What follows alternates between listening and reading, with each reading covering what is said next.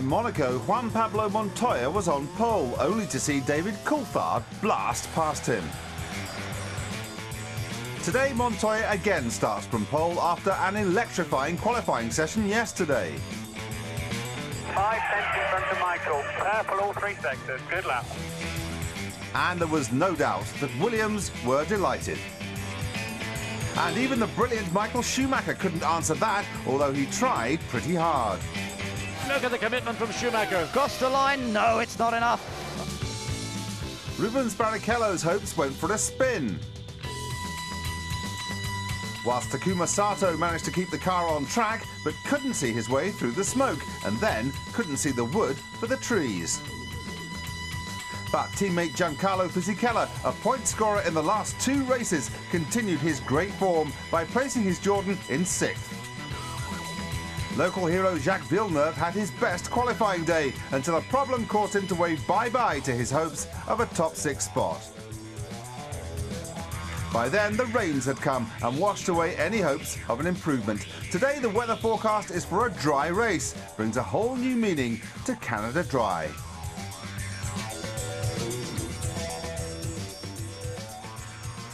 I know it may be flaming June outside, but inside here we have 2 of the driest people I know joining me for this race, Damon Hill and Perry McCarthy. Damon, you've won here, of course. What does Juan Pablo Montoya need to do to keep Mr. Schumacher behind him? Good start, basically. I mean, it's not all over if he doesn't get through to the first corner first.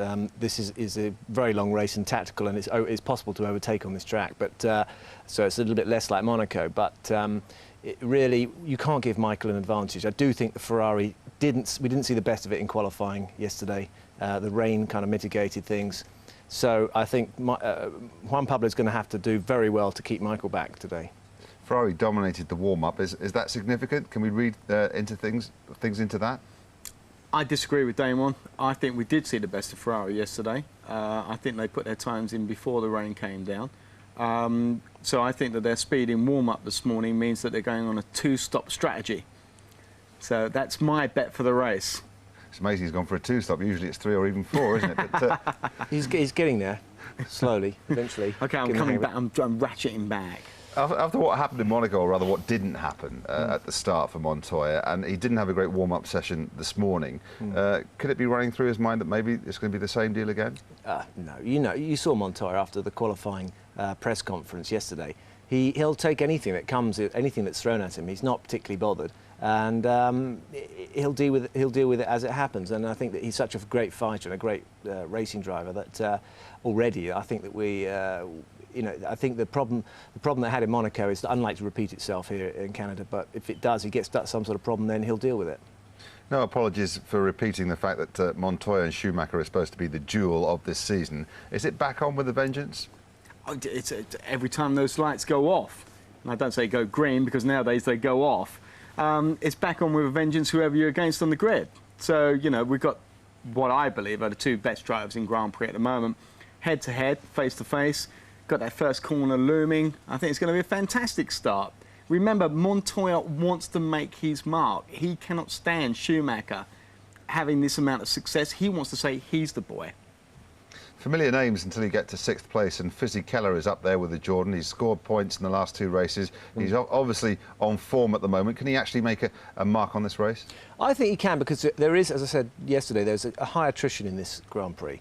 And it's tough on everyone. Assuming it doesn't happen to Fisichella, he's got a good chance of being on the podium. It usually throws up an unusual podium, not the regulars. So, yes, he's got a very good chance. And your old mate Jacques Villeneuve, it's his home race. They say that it's going to be the turning point for them this season. Well, you could say it's a turning point in that they haven't slipped further back.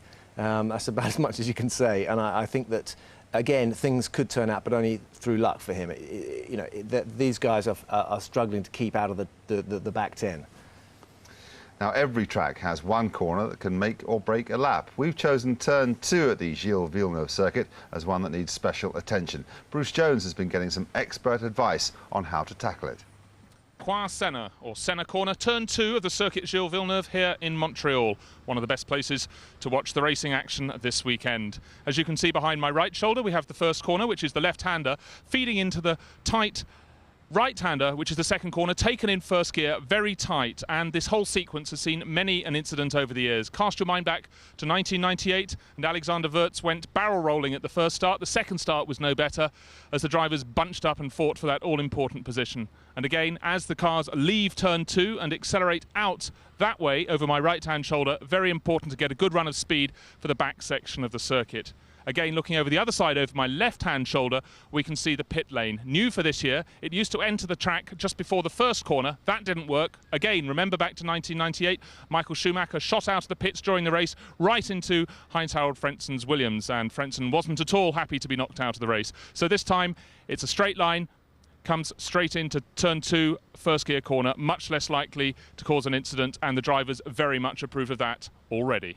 Well, definitely, first of all, I like the circuit, and the first corner and second corner, you know, is the first corner is quite hard after the starts, and we have had about 300 k's in the first corner, and we're braking so late, and we pass the first corner and the first gear, and we stay in the first gear for also the second corner.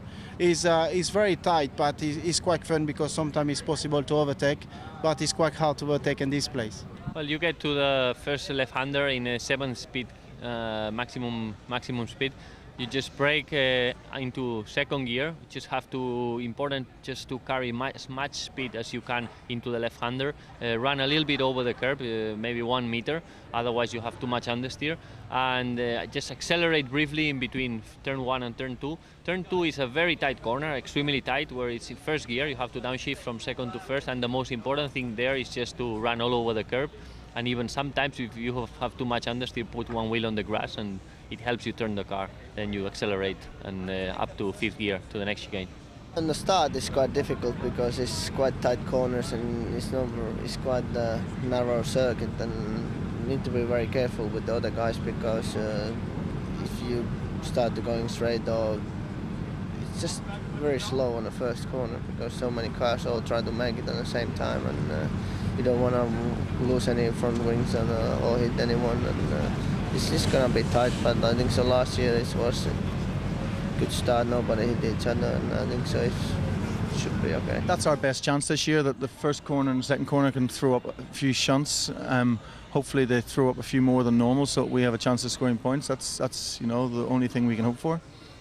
Good old Eddie looking for a few crashes. Now, that's one corner then. Let's see how the whole circuit looks from a driver's point of view. Mark Webber is our guide.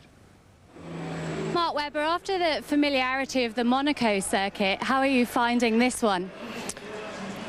Another great challenge. I mean, obviously into turn 1 there, and trying to catch a little bit of curb in turn 2, hard in the traction control out of here up the hill. There's a lot of grip out of there, so also braking now into turn 3 over the curb on the inside, try and catch a little bit of that one there. Watch that wall there, that's very unforgiving on the exit. Very quick section of the track here, flat through that quick right-hander. Difficult braking here. What you do here is very important for the run onto the back straight, so try and use the grip on the inside, a bit wide on that lap there. Get a run down the back straight here, have a little bit of a relax, get ready for the braking under the bridge. Very bumpy under the bridge here, so the car's moving around quite a bit. Catch the curbs as best you can over the top of those. Again, running right out near the wall, getting the most speed you can, obviously, onto these long straights. Very bumpy again on the entry for this hairpin. A lot of grip here on this new resurfaced hairpin as well. Hard into the traction control out of this far hairpin. Very important to get a good exit out of there for this long run back to the pits. And now you're thinking about how aggressively, obviously, you're going to tackle this last corner. You can feel your bum touching the ground along the straight here. It's very low, the ride heights.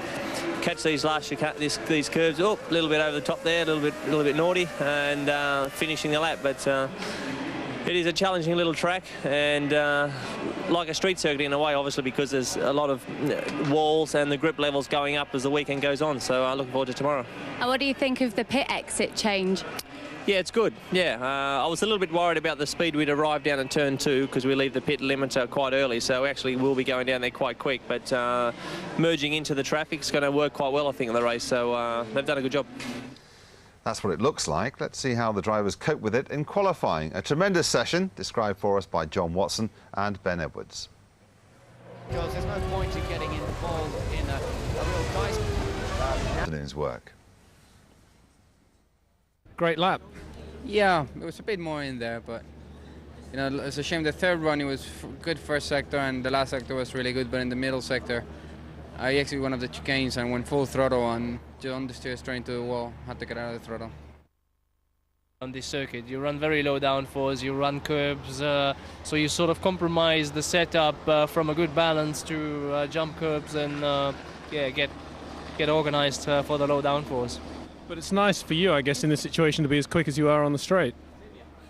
Yes, but then obviously qualifying we always do very well, and then let's see what happens tomorrow. It's a track that you gotta try, and since last year, I mean, it's a track that I go quite well in all honesty, but I've been struggling since last year because the car seems to be very pointy, and then when you jump on the curbs it's oversteery, but in the middle of the corner a lot of understeer. So I've been trying to make the car right for that. Unfortunately, I lost a lot of track time this morning because of the shunt, so that was very unfortunate. But you know, at the end of the day, third position is not too bad.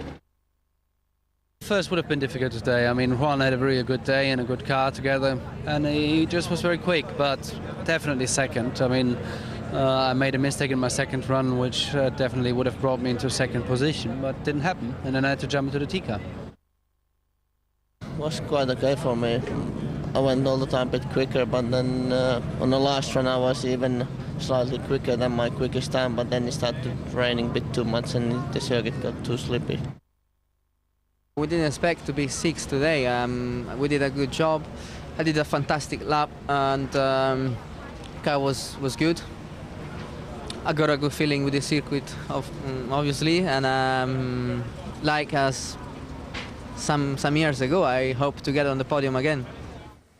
I don't have to ask either of you how well Fisichella did, because you just told us I did a fantastic lap. I never had the nerve to say that. I don't remember actually saying I did a fantastic lap when I know I've done a good lap.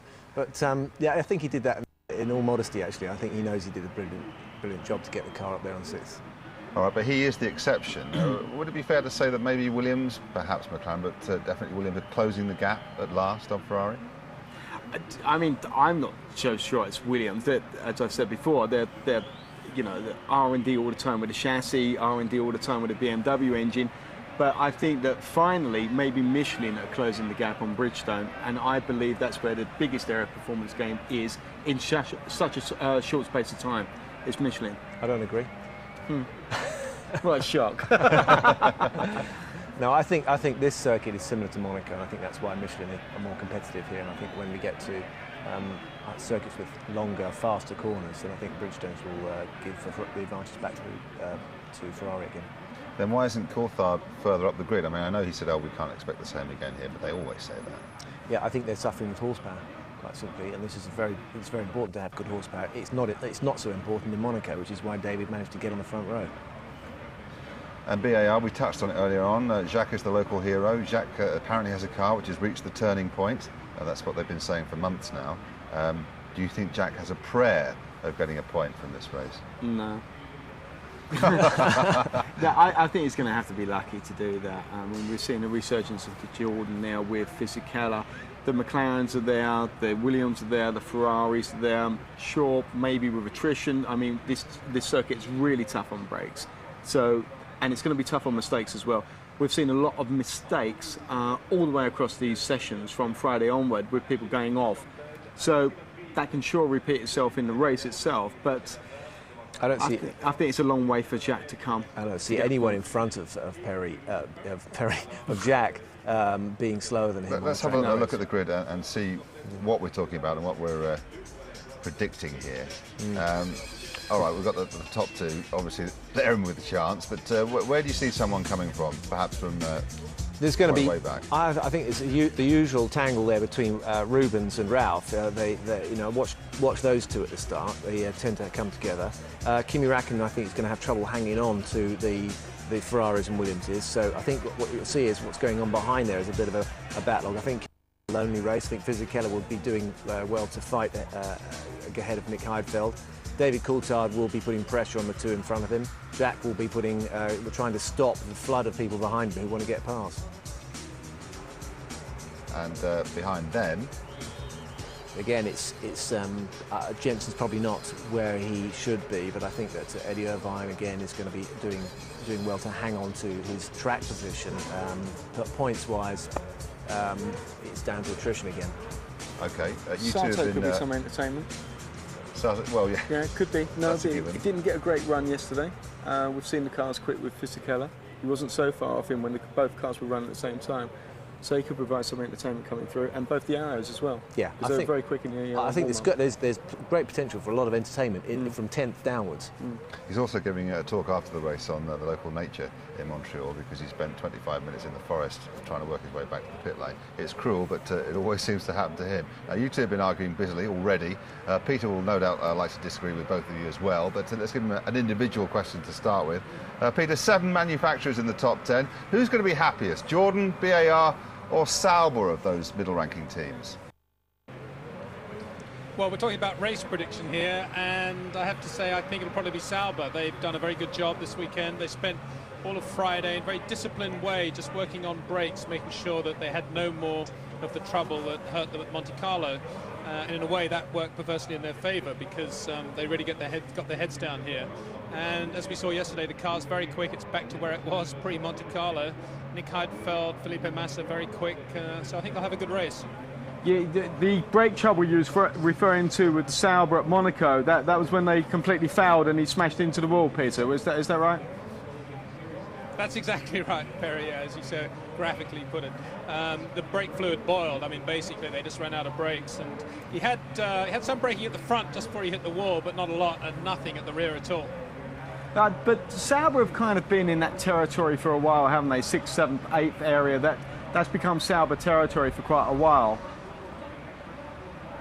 That's right, and they've really, I think, shown up a lot of better financed and teams which should be doing a lot more with the facilities they have. They've done a great job, and they continue to do a great job. I mean, it's very easy after a race like Monaco to say, yeah, okay, look, we're struggling a bit now, and to go into a slump, but they've bounced right back again very, very quickly. I think that's very impressive. Anybody talking in the last 4 hours or so that they've had off? Did they talk to you, Peter, or do they prefer to keep those cards closely to their chests? Well, obviously one tries to chat to as many different team people as possible, and the big talking point, of course, is strategy here.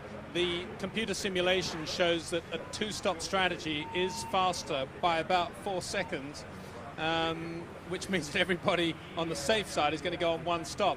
But the big question mark is Ferrari, because if you look at where they've stopped in the races so far, the indications are that their fuel tank holds about 90 kilos worth of fuel.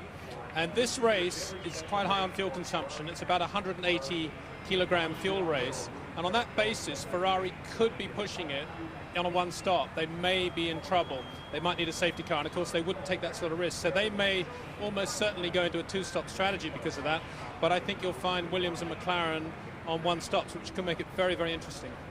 Peter, Damon here. If you were Ferrari's team manager, if you would say, let's say you're wearing a red overalls there and you are the team manager of Ferrari, would you be recommending Michael go on a 2-stop, being second on the grid? I would actually, yes, because I would gamble on Williams doing a 1-stop. And if you put Michael on a 1-stop, as I said, it might be on the limit in terms of fuel anyway. But beyond that, if he's behind Montoya, basically Montoya's got him, because we know that Williams do have a bigger fuel tank, and he'd be able to run those critical laps before the stop and gain ground there. If, however, you put Michael on a 2-stop, he has the chance of getting past Montoya away from the line or over the first couple of laps, because he'll obviously be a lot lighter. Now, if he runs into traffic and all the sorts of things that can affect your race, it could be that Montoya will still win, or a Williams will still win. But, you know, if that happens, Michael's still going to be second or third, so it's worth taking the gamble. Peter, you were backing Ralph. Changed your mind yet? Well, I'm only backing Ralph because a bit of a gut feeling that he's had a bit of a quiet weekend. He's being overshadowed a little bit by Juan Pablo, but nonetheless, he's been pretty quick. And of course, we know the Williams BMW is good here. I think overnight he will have done a bit of thinking about the sort of race he can drive, and providing, as Damon says, he can keep out of trouble and not get hit Rubens Barrichello, I think he could have a good race. OK, Peter, we'll see, won't we? Thanks very much for the time being. Absolutely. So Jaguar having their best weekend of the season, and you would be having a pretty good weekend as well if you won their car. Well, it might just happen. The situation in Jaguar is certainly not clear, and other rumours suggesting other drivers are being sought. So Eddie really sitting on the bubble right now. He himself commented that he's not going to make any decision about his future at Jaguar until Silverstone, when the improvements that have been promised from the aerodynamic side of the team are filtered into the car, and one hopes that that will see significant step forward for Jaguar. The problem is that while they've frozen development on the car as it stands right now, everybody else has moved forward, so what they might believe will be a big step forward in July at Silverstone may in reality only be a very much smaller one in relation to your competitors. Now, here's a man, I wonder if he's still feeling high after the win in Monaco. He's been a little low-key about it, but it was a tremendous victory that he earned 2 weeks ago in Monte Carlo. We're looking back over the previous winners on this particular track, and of course last year we saw the first ever sibling 1-2 as Ralph beat Michael to the line, and Williams taking the victory. But it was Michael the year before, in 2000. You could look at that list of success. 4 wins for Michael Schumacher. 2 of them, well, 3 of them coming with the Ferrari, 1 with the Benetton Ford. So it's always been a happy hunting ground, even if it's not Michael's favourite track. He quite enjoys it, but he says it's a little bit stop-start in its nature. Might not be his favourite, but he's always very effective here. Well, I don't know a circuit in this World Championship that Michael Schumacher is not effective on. And the reason is it's pretty much about engines and brakes. You need good traction off those hairpin bends. It's important, particularly coming out of that hairpin down at turn 10, to get good bite off the corner to ensure that your maximum speed is attained at all times. Also, because if you've got a car behind you, if you're a little bit sloppy off the corner, it gives that car an opportunity to pick up a slipstream. Overtaking is possible into turn 14. That's the right-hander that leads into the left-hander onto start-finish straight. It's very tight. You've seen 1 or 2 brave moves down the inside, but you need to be really alongside the car you want to pass prior to getting on the brakes. Well, the Canadian flag flying proudly, and Jacques Villeneuve will be hoping to do honour to that flag here today. He looks fired up, doesn't he? Just watching him in the garage there. Just sometimes he usually looks very relaxed, very laid back. He just looked a little bit more motivated, perhaps, with the fans cheering him on. Well, I think we saw a stunning drive from Villeneuve in Austria, where he did go on a 2-stop strategy.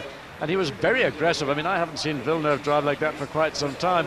And it was great to see that spirit was still there. Now, I would not be surprised that BAR do a similar thing and have Villeneuve starting on the 5th row of the grid, 9th place, go for a fairly light first run, possibly go, in fact, if he's going to do a light run, he's got to go for 2 stops anyway. But, you know, to get him up to the front to try and get in contact with the leading front 3 rows of the grid and not maybe get caught behind Heidfeld, Fisichella, or even for that matter David Coulthard, who's only 1 spot higher on the grid than Jacques Villeneuve. Well, Jacques Villeneuve in his home province of Quebec here, of course, with a huge amount of support. Let's see how he gets on today. It hasn't always gone his way. He's sometimes tried too hard at this track and has been involved in a few incidents over the years. Michael Schumacher just preparing inside the Ferrari garage, relaxed, controlled, composed. He knows what he has to do here this afternoon. They suffered that engine failure this morning, but everything's back on plan hopefully now, and they can look forward to bringing the cars out on track in a few moments' time for their reconnaissance laps, just to check that everything is running okay. And interestingly, Jean Todt, the team principal of Ferrari, having a quiet word with Michael just prior to getting in to what will initially be the race car. Then he'll probably jump out of that and go into the spare car and then get back into the race car and then go onto the grid. Ferrari tend to be fairly late when they do go onto the grid. It's usually within 4 minutes of the pit lane closing that we see the Ferraris then come out of their garages and then make their way around the track, and then at a quarter to the hour come on to their positions. In the case of Michael on the front row and Rubens, he's on the 2nd row. Here's a man starting on the 3rd row, Giancarlo Fisichella. As we mentioned, the best qualifying performance so far this year for Jordan Honda. 4 times he's finished on the podium in the last 5 years in Montreal. So he has a very effective record. He led some 23 laps back in 1998. Hasn't yet taken a Grand Prix victory, and you have to say it's not likely it'll happen today, but if he can just get into the points again, he has earned 4 points in the last few Grand Prix, really getting the Jordan Honda campaign back on track after a very, very difficult start to the season. And that reliability problem that's afflicted Honda pretty much all year. Again, Jordan must be concerned. They had a massive blow-up for Takuma Sato in Saturday qualifying. We also saw Jacques Villeneuve leaving here just at about this point. All of a sudden, there are the marks still in the grass. In fact, you can see on the right of the screen those dark marks. That's where Villeneuve's car then slithered to a halt, a seizure of the engine.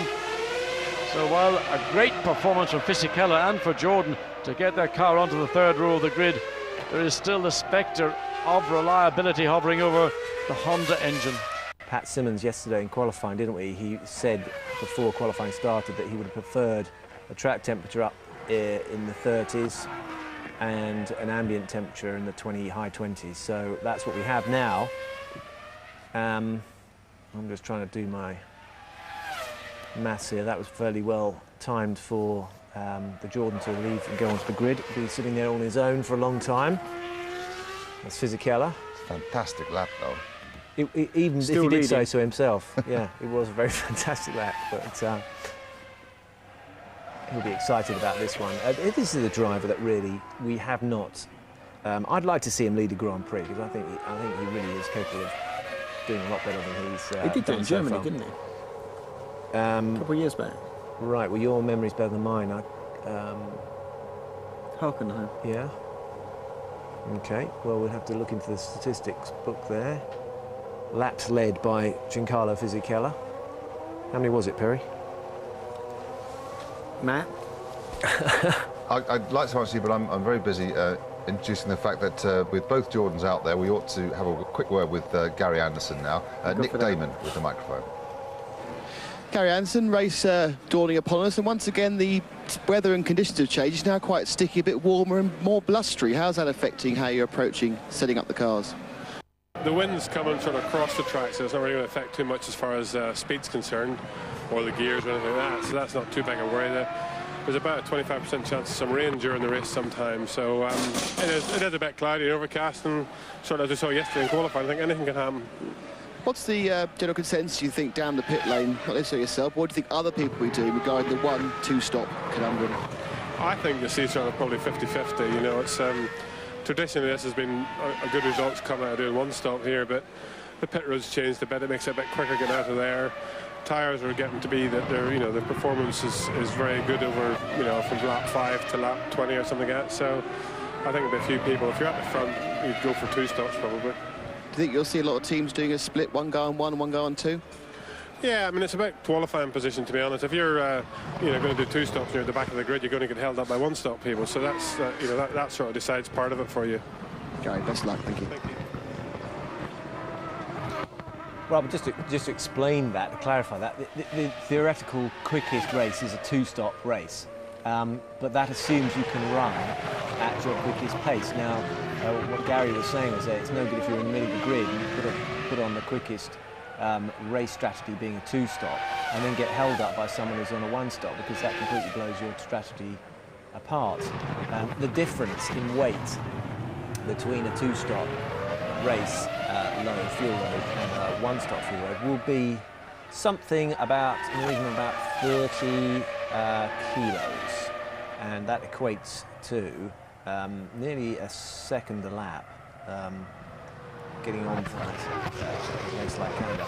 It's harder on brakes the more fuel you carry, it's harder on acceleration and fuel consumption the more fuel you carry as well. So, for getting speed, if they're worried about the longevity of their braking systems, that could be a factor that they could use to make sure they don't have a brake failure. I mean, we talked about Jordan having the disc explode a couple of years back when Fisichella was running so well. Yeah. So it wasn't Fizzy, was it? Who was it running for Jordan? It was Frentzen. Right at the end of the race, his brake exploded and went into turn 4 backwards. He gave himself a pretty serious concussion. He wasn't too happy about that. The other thing, of course, if you have more fuel on, you have to brake earlier. Well, yes, though, Flavio Briatore said Renault needed a magician to help them out of the mess they found themselves in thus far in Montreal. Let's see if they found one. Flavio talking to Nick Damon. Flavio Briatore, has it been a disappointing weekend so far for Renault? No, really. We know this is very power engine, power circuit, and sure, B10 with Jarno, 13 with Bato is not the best, but it's like Austria. It's the same condition for us. But we see today in the race, I believe we had the possibility to go to the point. Is the fact that it's a lot warmer now going to help with the Michelin tyres? I don't know.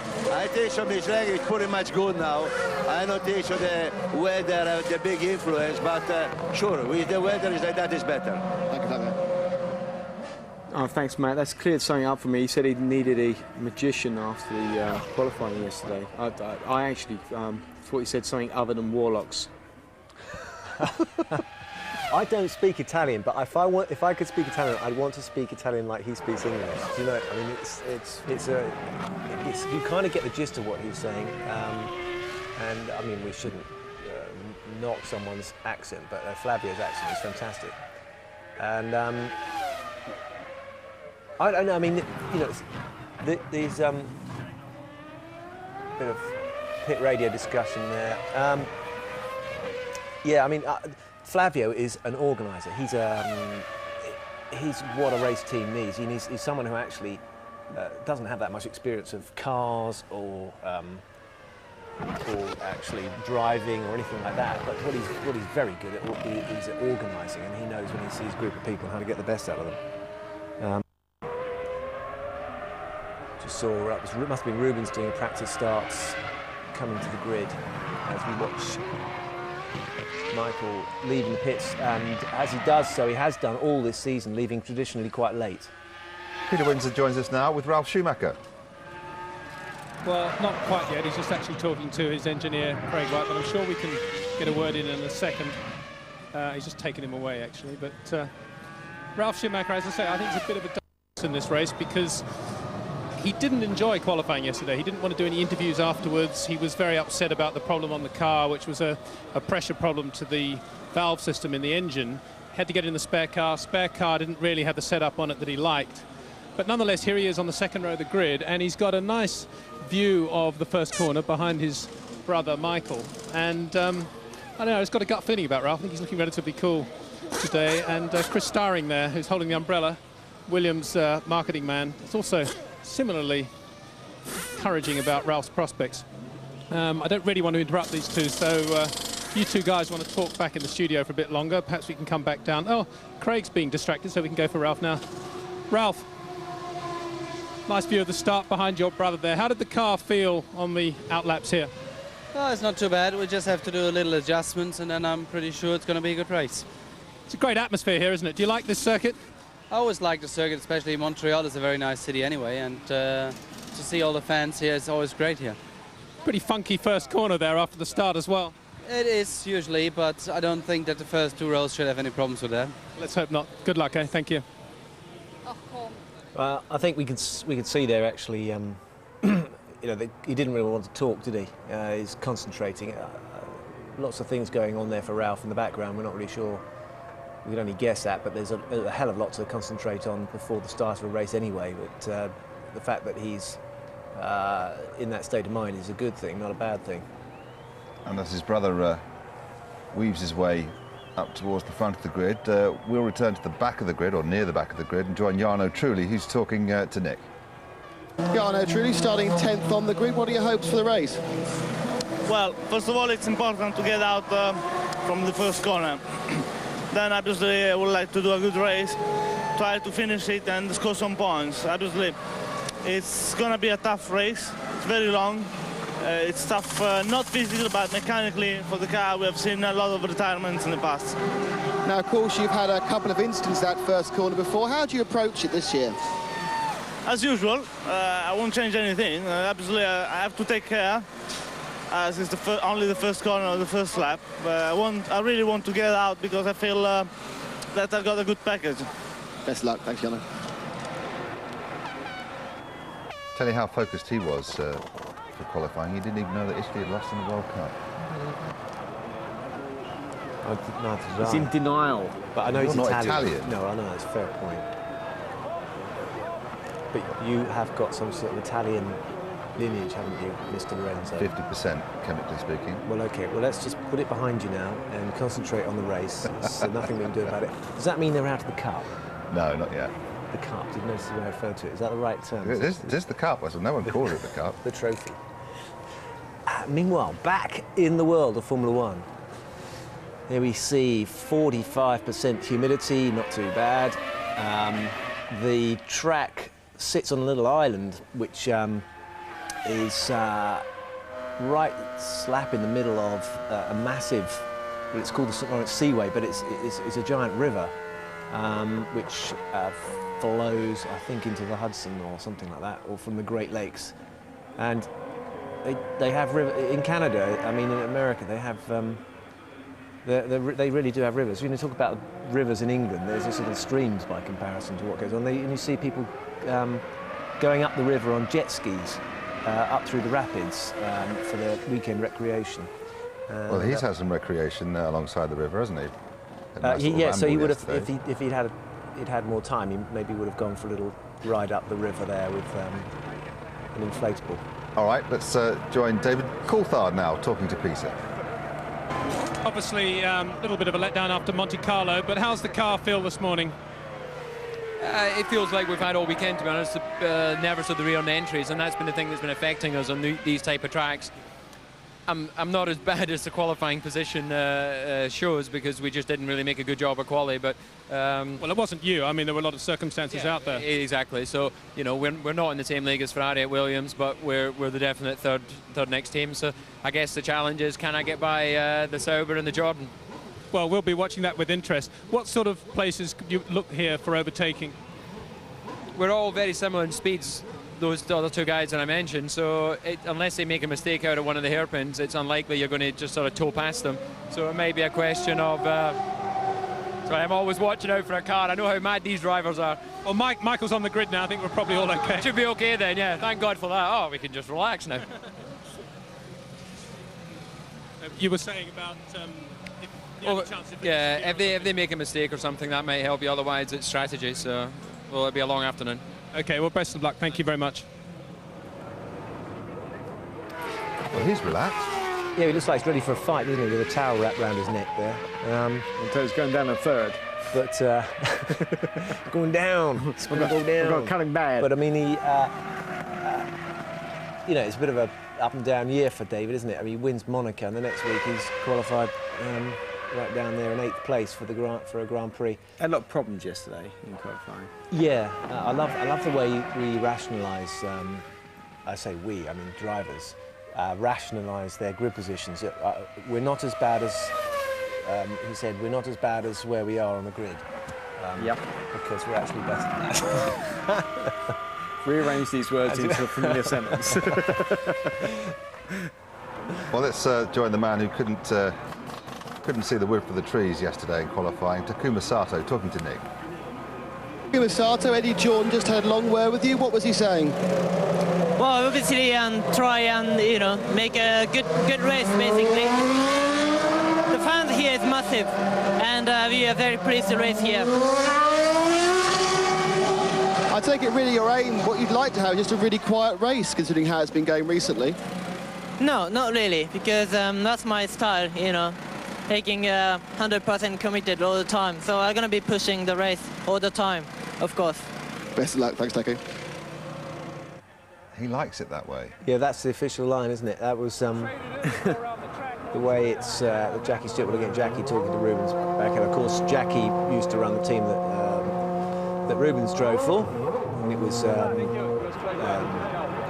Stewart Racing, Stewart Grand Prix. Yeah. Just a rough guess. Something like that. Yeah. And yeah, Takuma Sato, I mean, to have a Japanese driver in Japan, he would be a mega hero. And so there's a lot of weight on his shoulders. What was all that about? What did Eddie say to you before? Nice race, good crowd. Yeah. Really? I mean, he didn't say something like, please don't smash the car to pieces again. No, you would. I mean, you probably didn't need to say that, actually. If no. You kind of... No. It's probably there in the background, isn't body it? Language. The body language. He's saying all those things. It's not his fault. I mean, yesterday's his engine blowout wasn't his fault. No. But it seems to be happening to Takuma. So he's having the old baptism of fire. But it's a funny thing, old Formula One. You can get yourself a name and a reputation for having lots of terrible things happen to you. Is that after you've smashed it up about 6 times in a row? Nick Heidfeld, 7th on the grid. Here he is with Peter. Nick, after Monte Carlo, great to see you up at the right half of the grid again. Yeah, exactly. We're very happy about 7th position, just 1 place behind the points. So that's our goal for today. Now, they talk a lot about brakes here and the other mechanical components of the car. We've had a few engine failures as well. How do you approach this race when you know it's going to be so hard on the equipment? Well, it's going to be, it's very important to have a good cooling for the brakes. Most teams also have a few possibilities for different brake pads, and that's what we tried to do on Friday with our long ones. What about strategies today? Do you think we're going to see a lot of different fuel strategies up and down the pit lane? Normally it's a one-stop race here, but maybe it's going to change this year. Tire wear for some cars look worse, and also the pit exit could change that. Okay, well, best of luck and thank you, Nick. Peter Winsor saying that he thinks Heidfeld and Sauber have the best chance amongst the middle rankers to maybe pull a stunt or two this afternoon. I mean, I'd say Nick Heidfeld's got to be a stronger competitor than Fisichella. And I think that Fisichella's I'll be very interested to see how he copes with the pressure from Nick Heidfeld in the race if he stays ahead of him at the start. OK, Arrow's usually amongst the higher-ranked minnows, if you like. Not this weekend. Enrico Bernoldi down in 17th place. Nick is talking to him now. Enrico Bernoldi not really starting where he'd want to today. What can you do about it? I didn't understand what he said. So you're not restarting as far forward as you liked. How can you turn it into points? Well, we had a car that was well balanced in the warm-up this morning when everybody has the race setup. So we found some better setup compared to qualifying from yesterday, and I hope to do a good start to overtake some cars, and then to think if you stay in the race and everyone has a good chance today, because maybe a lot of cars has problems, or you know, so I just try to overtake some people now. That'd be great. Thanks, Enrico. So Bernoldi, what are his chances of making a dent here at 17th? Yeah, I like that. So what's your strategy for getting a point? Let me think.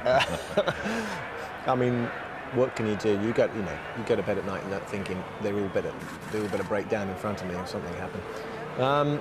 Otherwise, it's going to be a really hard afternoon. I mean, he's got to make 7 places just to get up to 9th, 10th place. And Toyota's march has been halted somewhat in Canada, Perry. Well, they've had some great showings this year, haven't they? They've surprised us on many different occasions, but unfortunately this Grand Prix doesn't seem to be working for them just at the moment. They were plagued with problems over in Monaco, obviously. Locusts. Yeah, yeah. Toads falling from the sky, the whole deal. And Salo actually did a most amazing thing. He felt he had a problem on the car and actually deliberately drove it into the wall just before Casino Square to try and slow it down because he didn't want to crash. I use that excuse once. Yeah, how did it get on? It hurt. Yeah. Broke the car. Yeah. We've heard from one Sauber driver. Let's hear from the other one now. Felipe Massa talking to Nick. Felipe Massa, we spoke to you after qualifying. You weren't particularly happy. Are you happier now since warm-up? Yes, I think it was quite good in the warm-up. Our car balance is really good, and I hope to do a good job. I think we have a very good car to finish as well the race, and I hope to finish. Talking about finishing, it's quite a tricky first corner. Have you mentally thought how you're going to handle that? Every first corner is always difficult in every track, so I hope to don't happen nothing in the first corner, and I hope to finish the first corner as well. Thanks, Felipe. I can't get anyone to agree with me about this, but I thought Felipe Massa showed more than a bit of road rage in Monaco 2 weeks ago after being passed by Bernoldi. It looked to me as though he just drove straight into the back of it. Well, no, I semi-agree with that, actually, Matt. I think he just totally got phased out by it and just forgot that he needed brakes slightly earlier. I do think he got a bit flustered about the entire deal. It was a great fight between the two Brazilians there, and he's overtaken them. He's thinking, right, I'll keep him under pressure. Boy, he did that successfully, pushed them straight off the road. There's always the old question mark, isn't it, when you suggest brake failure? That was after though, wasn't it? Right.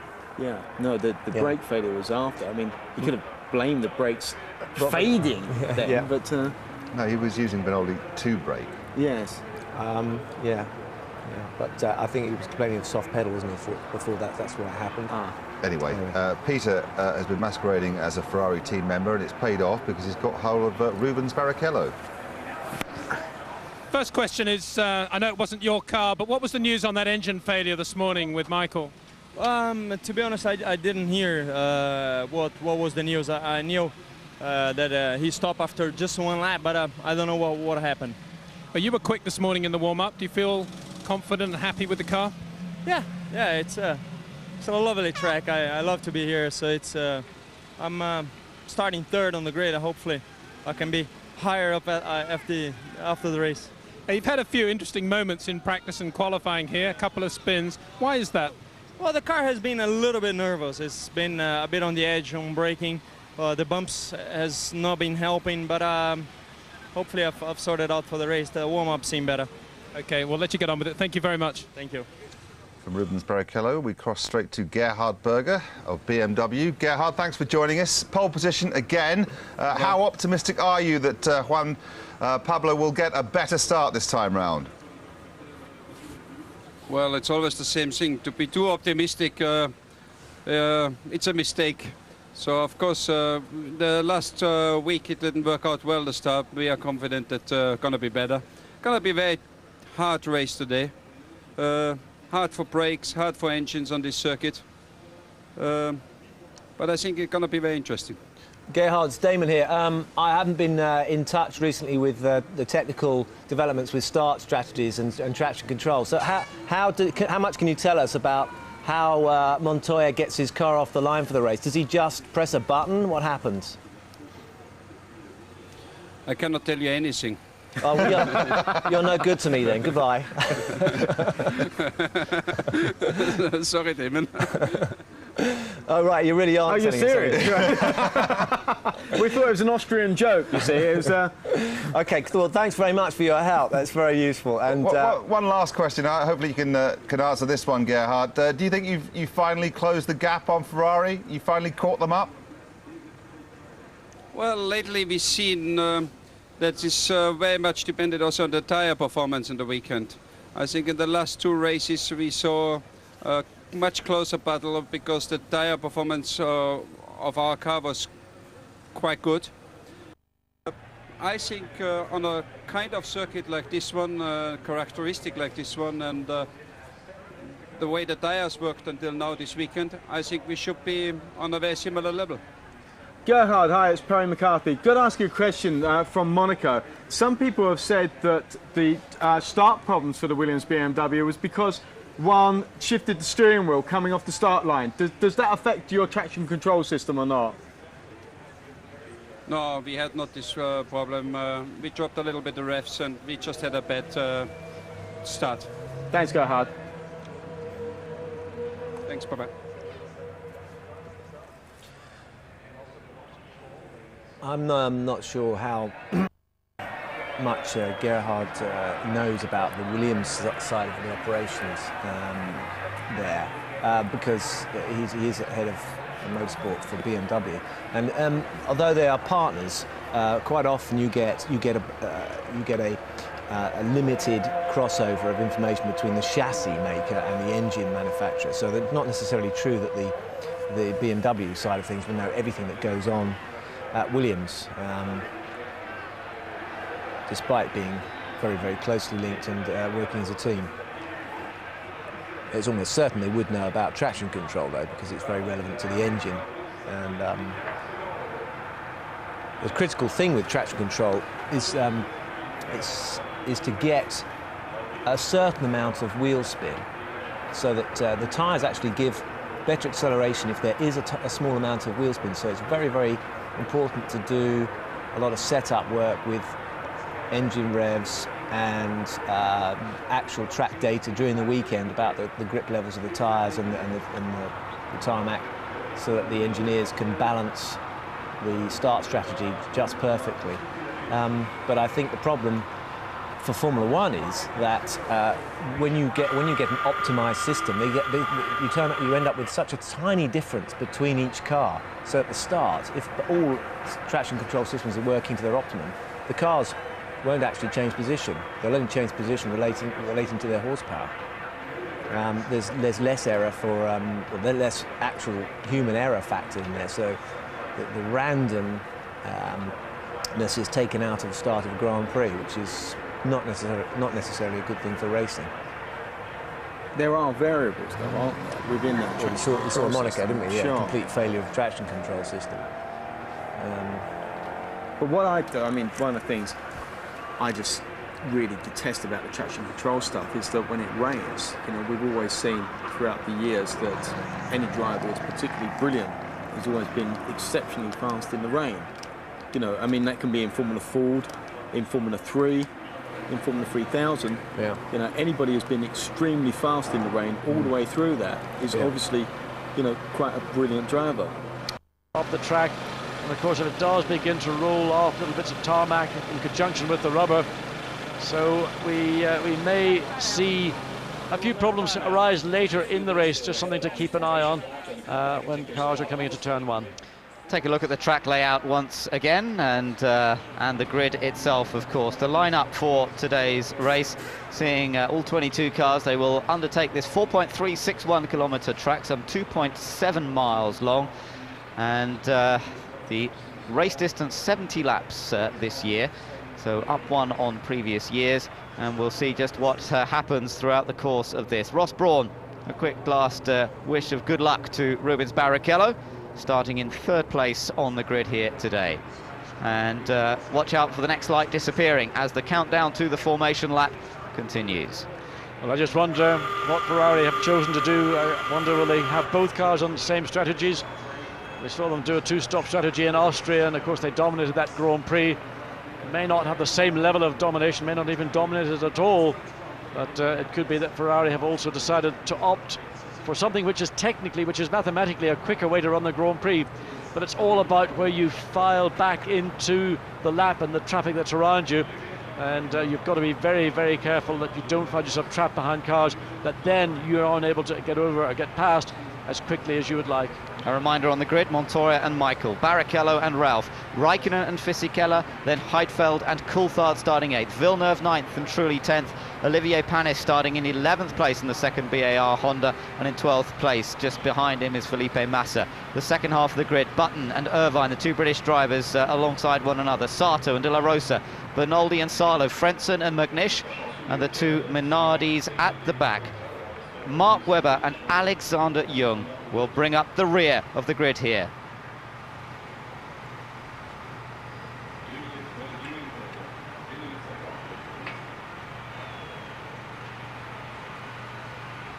Beautiful sunshine as we are just a few moments away from the start of the formation lap for round 8 of the FIA Formula One World Championship. Colombian Juan Pablo Montoya starts from pole position after a stunning qualifying lap yesterday, and Michael Schumacher will do his best from that second spot on the grid to try and beat him into the first corner. It's going to be a tough battle on that curving main start-finish straight down to the first corner. Let's hope they can keep it clean, and the fans here in Montreal just building up to what should be an incredibly exciting encounter. The third time that these two have been on the front row together, and 2 occasions this year they've crashed on the first lap. But I've seen a maturity in Juan Pablo Montoya. He didn't have a good start in Monte Carlo, but I think coming here to Canada, he knows what he's got to do. The problems he felt he had in Monaco are behind him, and he's got the confidence, he's got the performance and the power from BMW, and he will clearly want to put his car into turn 1 in first position. From there on, well, it's really down to the teams as to how they choose to run this race. 2 pit stops is unusual here in Canada, but this year, due to the circuit changes, the new layout in turn 2 and down at turn 10, the hairpin bend, it is the quickest way to run a Grand Prix, but it is ultimately about where you can come back in and if you get it wrong, then it'll be a complete waste of effort and time. It's a massive crowd here, gathered today, over 120,000 people. The Canadian fans will certainly be cheering for Jacques Villeneuve, who starts in 9th, but Montoya has a massive amount of support as well. He's all ready to lead the cars away at the start of the formation lap. The formation lap gets underway, a chance to see how well the car gets off the line, and Montoya will be hoping to be able to do that ahead of Michael Schumacher in a few moments when the real start is made. And I just watched Montoya, the way his car was lined up in the starting box. He wasn't square in the box, he was slightly to an angle, because he wants to make sure that when he goes off the line, his car is pointing towards the turn 1. That's the most important part of the circuit on that first run down into turn 1. So his car was not totally square, it was slightly off square. So watch for Montoya. He will have laid rubber, as will everybody on the grid. He'll come up, line the car up on that rubber to guarantee maximum traction, including the launch control, when the 5 lights, the 5 red lights to start this Grand Prix go out. Colombian fans and Ferrari fans are together in the grandstands, waiting to see which of these two drivers comes out on top. And behind these two, remember, are their teammates. There's Barrichello, there is Ralf Schumacher, last year's race winner here in Canada. They start on the second row of the grid. Any problems between Montoya and Michael Schumacher, and it could be Barrichello and Ralf Schumacher to be battling up front. Kimi Räikkönen for McLaren just behind. This is Jacques Villeneuve. He starts down in 9th position. It's his best qualifying performance of the year so far in the BAR Honda, but he still has not scored any points this season. Needs to get into the top 6 here today to try and break that duck and get into the points in 2002. Well, this is one of those Grand Prix where by finishing, your chances of being in the points are probably much higher than in many other Grand Prix. We always think of the early Grand Prix in the season, those that are outside of Europe, are races where you can pick up points relatively easily. Once you get into the European season, points are more difficult to come by, but Canada's one of those races where if you can finish, your chances are going to be improved. So now they make their way down the longest straight here on the Ile Notre Dame in the St. Lawrence Seaway, down towards the last corner. This right-left flick, which has seen the wall move back slightly for this season to improve the safety, but it's still a very demanding corner, a very easy corner at which to make a mistake. You see how close the tyre barrier is to the outside there. If a driver runs a little wide, he's straight into the tyres on that outside. David Coulthard's girlfriend just keeping an eye on what's going on. She saw her man win in Monaco 2 weeks ago. It's going to be tough for him this time, starting in 8th place on the grid. And the Ferrari engineers keeping a very close eye on what's happening. Montoya again has lined up at that angle. Yes, you can see the angle of Michael Schumacher's Ferrari on the right of our picture as we look back at the grid, and also Montoya is at an angle, so he clearly is very anxious to use to full advantage his pole position. Montoya starts from pole then. Can he beat Michael Schumacher, the 4 times world champion, into the first corner? And then can he go on to take victory in Canada? He won in Vancouver a couple of years ago when he was driving in the Champ Car Series. Now he's in Formula One. He wants victory here in Montreal. The last few cars are making their way onto the grid. The light sequence begins. When the lights go out, the race gets underway. The Canadian Grand Prix gets underway, and it's a great start for Montoya. He chops in front of Michael Schumacher. Barrichello in the second Ferrari moves into 2nd place. Barrichello into 2nd, 3rd place for Michael Schumacher. Räikkönen going round the outside and trying to move up into 4th and getting past Ralf Schumacher. And it looks a clean start from the entire field through turns 1 and 2. Now they filter through 3 and 4. And this field, Montoya has grabbed the lead.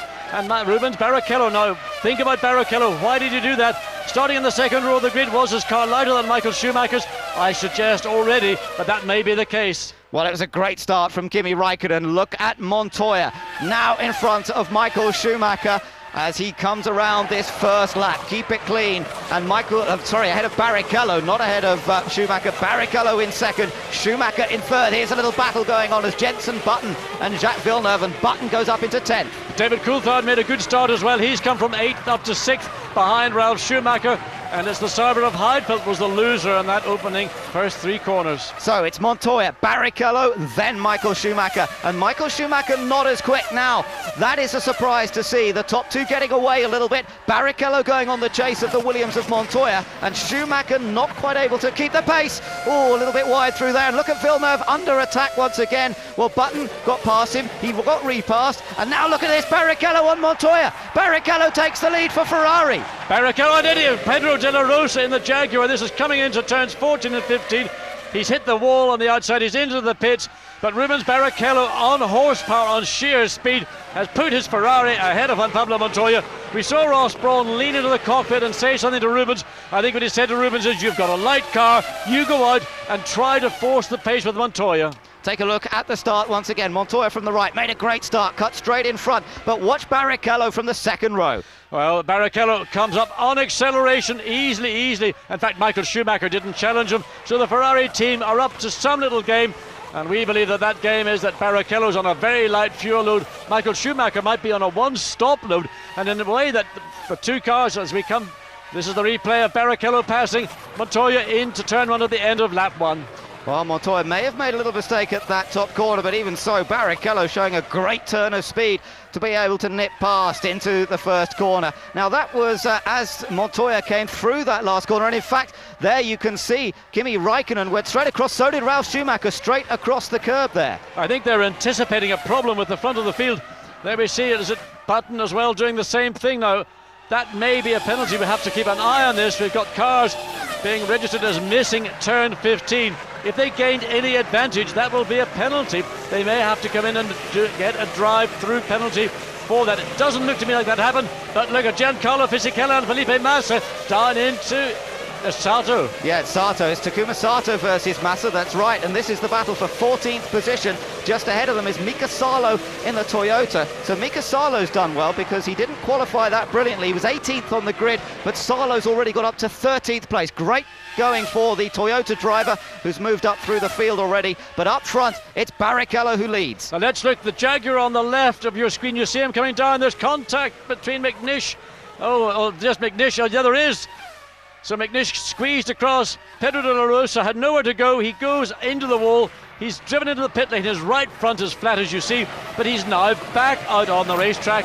No damage to the car, just simply that right front against the rear of McNish's Toyota. Yeah, punctured the tyres, but otherwise the car apparently okay. So he is back on track, as you say, and chasing after the field. But it's Rubens Barrichello, the Brazilian, the experienced Brazilian, who's only won one Grand Prix in his time, driving for Ferrari, of course. It was the German Grand Prix in 2000, but he's up front here ahead of Montoya, Michael Schumacher. There's Kimi Raikkonen, the young Finn. Then it's Ralf Schumacher in the Williams BMW. Coulthard is in 6th, Heidfeld 7th, then Jarno Trulli is 9th, and just behind Fisichella, who is in 8th, and then in 10th place Jenson Button ahead of Jacques Villeneuve in 11th, and we've got another battle. Enrique Bernoldi slides up alongside and gets past Eddie Irvine. That was a battle for 16th. Bernoldi has taken away Irvine 16th and is accelerating away from the Jaguar out of turn 2. So that was a good move from Enrique Bernoldi, another of the young Brazilians who are making their name in Formula One at the moment, along with Felipe Massa in particular. The top three make their way up through turns numbers 8 and 9. Ralf Schumacher there, currently down in 5th position. Defending race winner from last year. Now, he has his work cut out. He's already chasing Kimi Raikkonen, but what can he do about the gap? Up front, Barrichello, fast again. There's an oil slick on the track, that may be from another event. Michael Schumacher in 3rd place, and it is the lead car, Rubens Barrichello, Montoya and Michael Schumacher, who are pulling away from the field fairly comfortably. A 4.6 second gap between 1st and 4th place. Kimi Raikkonen really now holding up to some degree. Ralf Schumacher in the 2nd of the Williams. Let's just ride on board. Michael Schumacher briefly as he comes down to the first corner. That's Salo getting past Panis, and that's 4th position. So good move. That puts Salo up into 12th. And the top speed. Look behind. Look, Sato now. Takuma Sato trying to get past Olivier Panis. He's going to have a go surely into the first corner. No, he does probably the sensible thing at that point and tucks in behind. And then just looking at the speeds down the straight, it's this car, it's Jordan of Sato who's been the quickest, but this is all due to the cars being bunched together coming down that final straight, that they're getting a huge slipstream. You've got to be careful once again as you come down to the braking zones not to overrun the car that is directly ahead of you. but something like 211 miles an hour from Takuma Sato's Honda Jordan. Now let's ride with Salo here. That Toyota running extremely well, just coming up through one of the chicanes at the top end of the track, heading up towards the hairpin, the casino turn, and Mika Salo are definitely the man on the move. Let's watch him at the hairpin.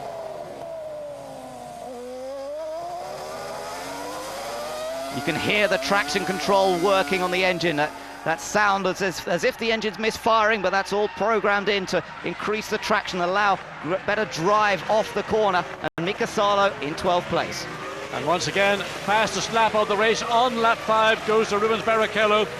If he is on a lighter fuel load than Juan Pablo Montoya, he needs to use all that advantage as early as possible to build up sufficiently. But look at this battle behind. This is Takuma Sato, remember, challenging Olivier Panis. This is for 13th place, but he doesn't get through. And behind him is, well, these are two of the most exciting rookies in the race this year, Sato and Felipe Massa. Now, Massa's lost ground since the start. Looks as though that car might be pretty heavy as Michael Schumacher rips off one of those tear-off visors. Great view looking at the 4-time world champion. He's currently down in 3rd place, but this might all be part of the plan.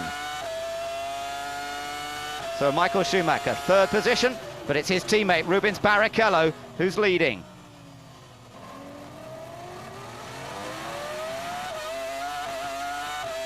So great on-board pictures with Michael. And once again we switch to Mika Salo, and Salo now putting the attack on Villeneuve. Well, that's just sheer horsepower and lack of weight. I mean, he just pulled up behind the Honda, showing that Toyota horsepower at this point of the Grand Prix certainly is giving Mika Salo a huge advantage. But Salo clearly is on a low fuel load. You just don't catch and overtake people as easily as that.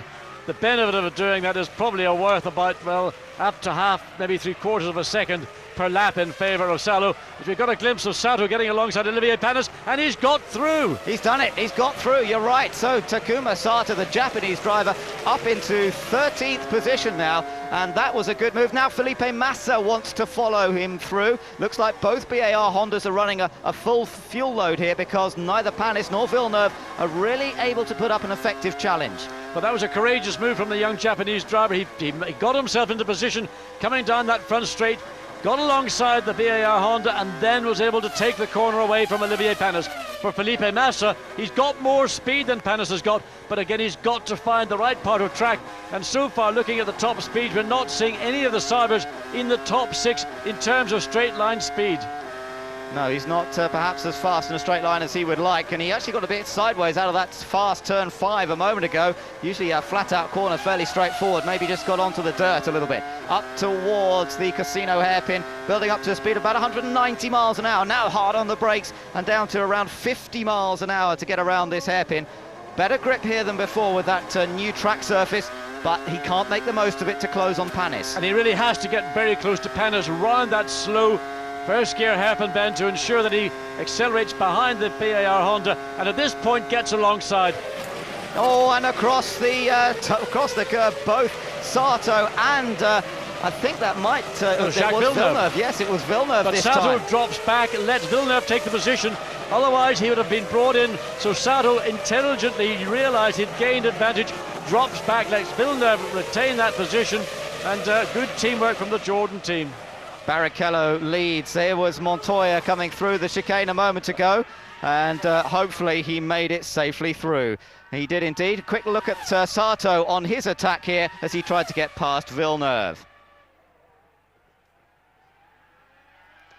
Takuma Sato really challenging in this race at the moment. The young Japanese driver had a go at getting past Villeneuve, but not quite coming off. Our race leader, we ride with him, Rubens Barrichello, as he is about to, he's gone through the chicane, he's gone over the curve now. As long as he doesn't gain an advantage in terms of position, he'll be okay. And of course, Montoya's far enough behind him, that shouldn't make any difference. There is our second place man. Now this is the battle between Massa and Panis for 14th. Well, at least he's now closer to him than he was in the previous lap. He actually got ahead, but he outbraked himself. Now he can get alongside, put his car along on the right-hand side. Here he comes, up alongside the BAR. He's now going to put himself into prime position. Again, this battle with, oh my goodness, it's getting exciting with Takuma Sato, but Felipe Massa has done it on Olivier Panis, and Takuma Sato, we believe, has done it to Jacques Villeneuve. This time it sticks. So Sato moves up to 12th. Now Villeneuve finds him down in 13th. Massa's 14th, Panis 15th, and then right behind them they've got to watch out because Enrique Bernoldi in the arrows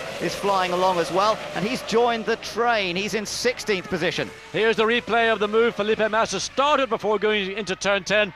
Just a little bit late in the brakes, loses that position he'd just taken, but at least he was in position to get it at the end of the straight. Here's Rubens Barrichello at the end of lap 8. He got it all wrong, under braking into 14 and 15. Decided that prudence was the right thing, go across the runoff area. He didn't gain any time, he didn't gain any position, obviously, so no penalty for Barrichello. Our leaders come through. Barrichello chased by Montoya, and there is Michael Schumacher in the second Ferrari. A consistent pace, a 118.1 for him last time around, a 118.2 as Barrichello goes across the line. Slightly faster for Montoya, and in fact Montoya faster than either Ferrari on that last lap by about 0.3 of a second. The gap between first and second now exactly 3 seconds. But the big gap that's going to be worrying Williams is that Ralf Schumacher is caught behind Kimi Räikkönen. Villeneuve's in trouble, John. Villeneuve right at the back of the picture there. That is the Canadian, and I'm afraid his race is run, and what a disappointment that will be to so many Canadian fans here today. They've turned out in huge numbers to support their man, but sadly he is out. Here comes Bernoldi, Enrique Bernoldi on Villeneuve's teammate, and he slides down the inside into turn 1. Yes, and Bernoldi, a good pass in a difficult part of the racetrack.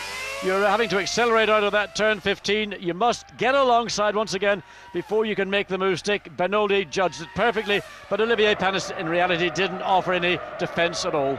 So great disappointment for the BAR team. They were hoping for good things this weekend and looking to get into the points. They have one car left in this race, but the stranded, stricken machine of Jacques Villeneuve tells a sad tale. He is a retirement, the first retirement, well, in this race after problems. De La Rosa still going, of course. Montoya again across the curb. Yes, now whether there's, I can't see anything on the circuit at that point. All I can think is there's maybe just the beginnings of the tyre deterioration and grip levels. Montoya did start this race on a used set of tyres. We might know that Michael Schumacher started on a new set.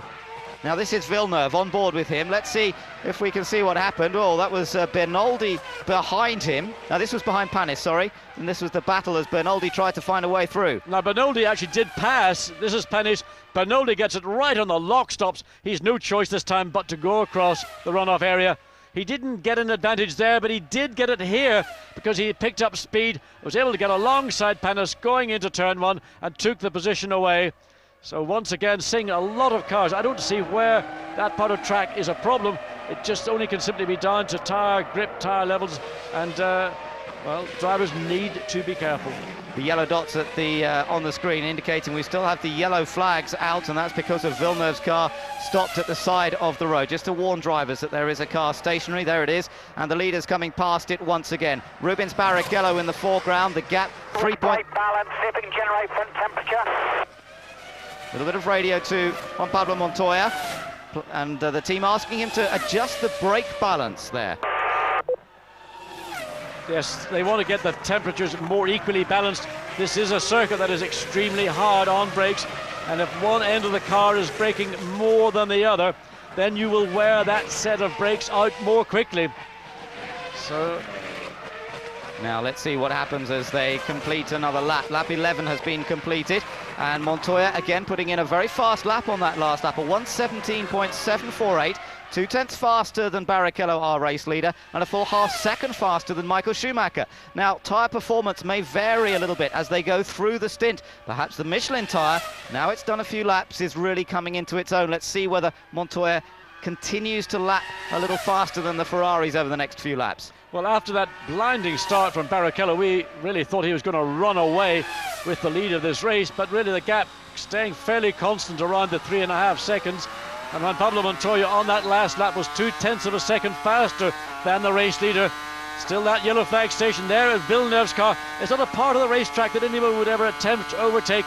Of course, it is prohibited to pass under a yellow flag, but immediately they pass Villeneuve's car, the green flag is shown, and that means the track is free to pass. Great view from the outside here, and you can see that even Michael Schumacher gets a bit out of shape. Tony, he was running in lift map 2. We switched to 3. You can still go to 4, which will be full engine braking.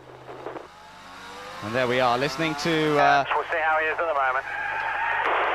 a little bit more of the team radio, and Williams talking about how they could still change the engine setup, the engine mapping, and give him more engine braking if he wants it. Yes, and that is in conjunction, well, we see a safety car is on standby. Now that may well be because they want to remove Villeneuve's car. It is not safe for the corner workers. There they are working. Of course, this car should have been put into neutral. There is an external lever to ensure that the car does find neutral, but they're working there in a precarious position. The orange dot on the right of your screen means that the safety car is on standby. Rubens Barrichello is our race leader. 12 laps and nearly 13 laps completed now. He's putting in a very quick lap this time around. We saw Montoya faster on the previous lap, but now Barrichello is setting the pace. Fastest through the first sector, fastest through the second sector, and Barrichello's putting the hammer down once again. So we thought the Michelins might be coming in, but I tell you what, it looks like the Bridgestones are working just as effectively. He's going to set a new fastest lap here, 1:16.947. Barrichello just opens up that lead again to Montoya. It's up to 4.3 seconds. Yes, it's as if suddenly Rubens woke up and decided, oops, I've maybe got an advantage. And he's now opened that gap from 3.5 on lap 12 up to 4.3 seconds on lap 13. Montoya at work now.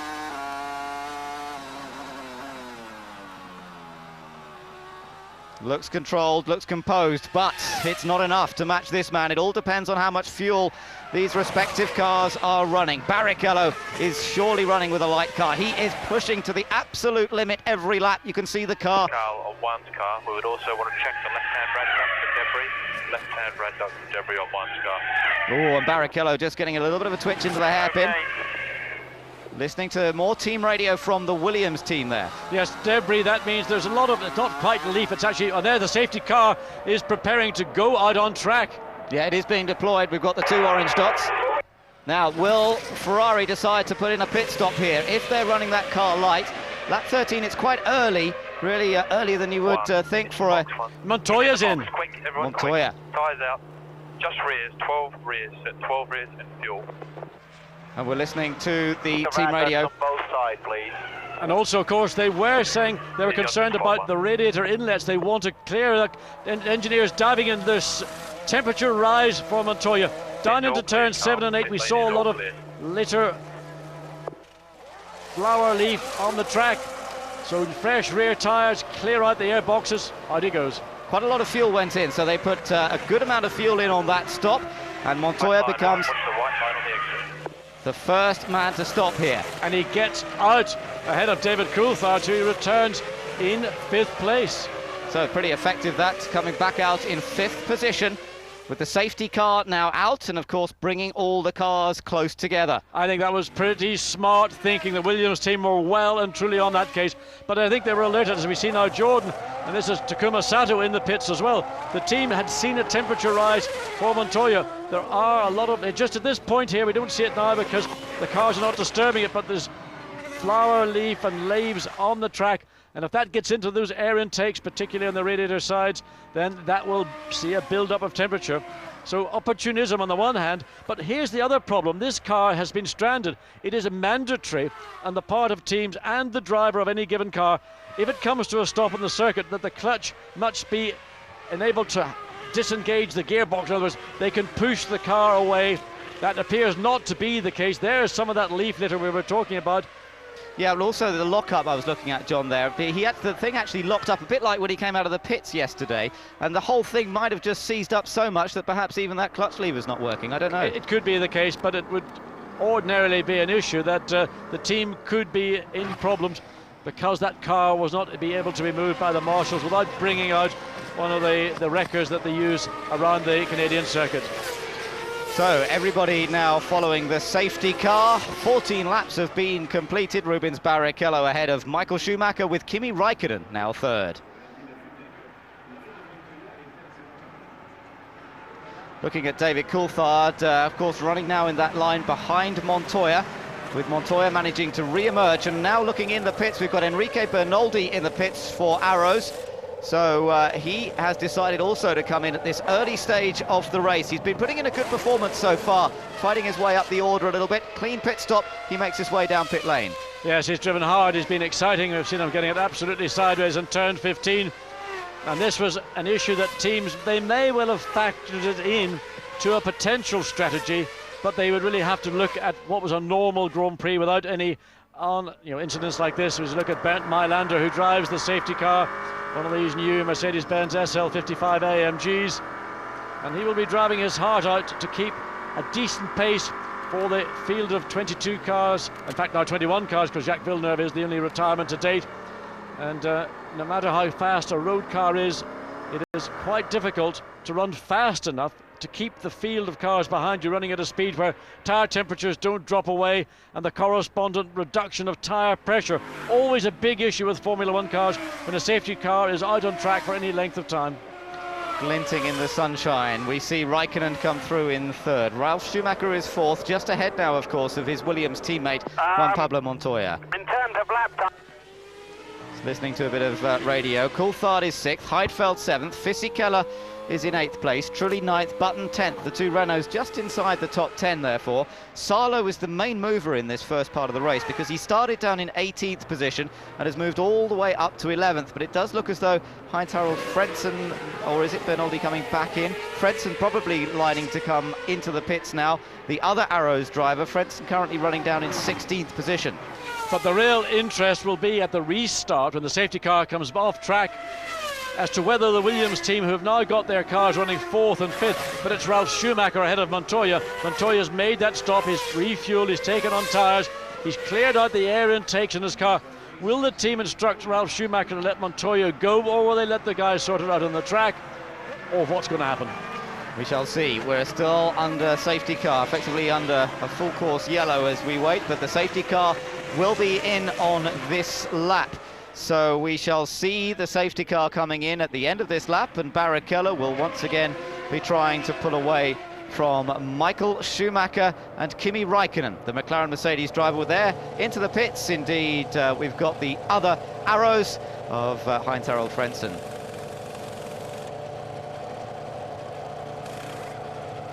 And that's a problem on that right rear.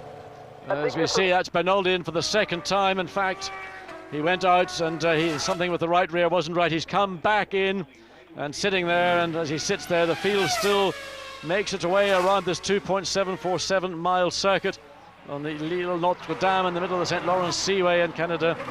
And, well, we've been just the third lap under the safety car. And the real focus of interest, I think, is going to be what happens when the safety car goes in, particularly with Ralf Schumacher and Juan Pablo Montoya, but most notably because Kimi Raikkonen, lights right on the safety car, it'll come in at the end of this lap.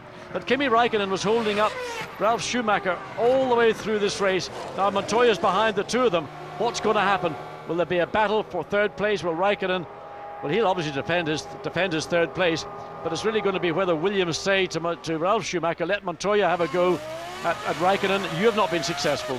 So we're getting ready for the restart here. It will be going on to lap number 17 out of 70 in the Canadian Grand Prix. So far we've seen Barrichello storm ahead from the start of this race. He got in front at the end of the first lap. He now leads the train of cars around under yellow at the moment, but as they come through the last corner, they will be back up to speed. And look how much time Raikkonen's lost already. And that is really hurting the Williamses as they see the Ferraris disappearing. Barrichello and Michael Schumacher have really got on with it here. They have that, they're allowed to do that. And it was Raikkonen who was asleep and has let them get away. Yes, that was surprising that Kimi Raikkonen, always bright as a pin, seemed to get caught flat-footed there as the two Ferraris accelerated before they came into turns 14 and 15, and there was no way he could close down the gap because the two Ferraris were running at race speed. Bit of a lock-up from Juan Pablo Montoya. The two Ferraris, Raikkonen, then Ralf Schumacher, now currently in fourth place. Montoya right behind him, his teammate. Then it's Coulthard, then it's Heidfeld. There is Fisichella coming through. Jarno Trulli, Jensen Button just behind, Mika Salo behind that. But you're riding now with Michael Schumacher in the Ferrari. And they're just about under a second. Ahead of you is Rubens Barrichello. Again, all that litter on the side of the track, we've been telling you to watch for that. That will cause problems. It already caused a reason. That was why Montoya went into the pits, I believe, above all, to get rid of all that leaf litter in his air intakes. So Raikkonen comes through. There's the pressure he's now under from the two Williams BMWs. Bernoldi's race is over. We saw him come in for that second stop. Frentzen has not stopped at all. He has stayed out there. He's still 16th. But Bernoldi reporting that he felt something strange on the car. They couldn't find anything, but it's obviously something that's endangering him, and he's decided to call it a day. Oh, look at this. That's Ralf Schumacher making a mistake, and I think Montoya might have well got past. Let's try and pick them up as they come into that first corner. It's the two Ferraris. Look at this battle. Montoya gets down the inside of Raikkonen. Montoya's into third place. Great move by Juan Pablo Montoya. I just saw Ralf Schumacher on the left-hand side of the track. He should have been on right. But the main thing is he didn't just get past Schumacher. He also got past Kimi Raikkonen. And that was a dream opportunity for Juan Pablo Montoya, who can now close back up to the rear of the two Ferraris. He's been in, he's refueled, he's got fresh rear tyres. Right now, everything is looking very good indeed for Juan Pablo Montoya. Well, that was quite a move, wasn't it?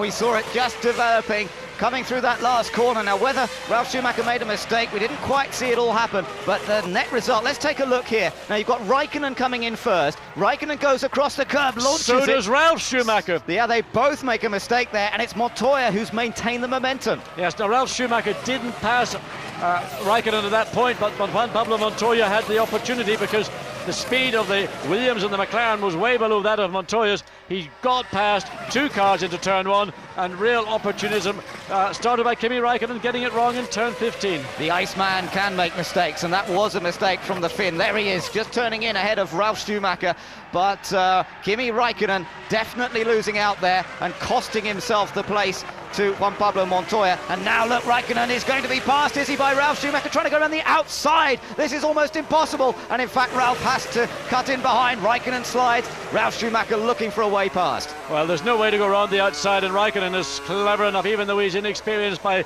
Ralf Schumacher's standards, to close the door on the exit of turn one, and Ralf Schumacher wisely backed out of the throttle. We've seen drivers trying to force the issue, and all it does is result in a collision. So Ralf has to try and line him up somewhere else around the track. Behind these two, Coulthard is only a second behind them, so if they get themselves tangled up, Coulthard will take advantage. Then it's Heidfeld, Fisichella, Trulli, Button, Salo, Felipe Massa in 12th, and Panis in 13th. Just listening to Ralf Schumacher coming out of turn 7, he was having to wait to get full throttle.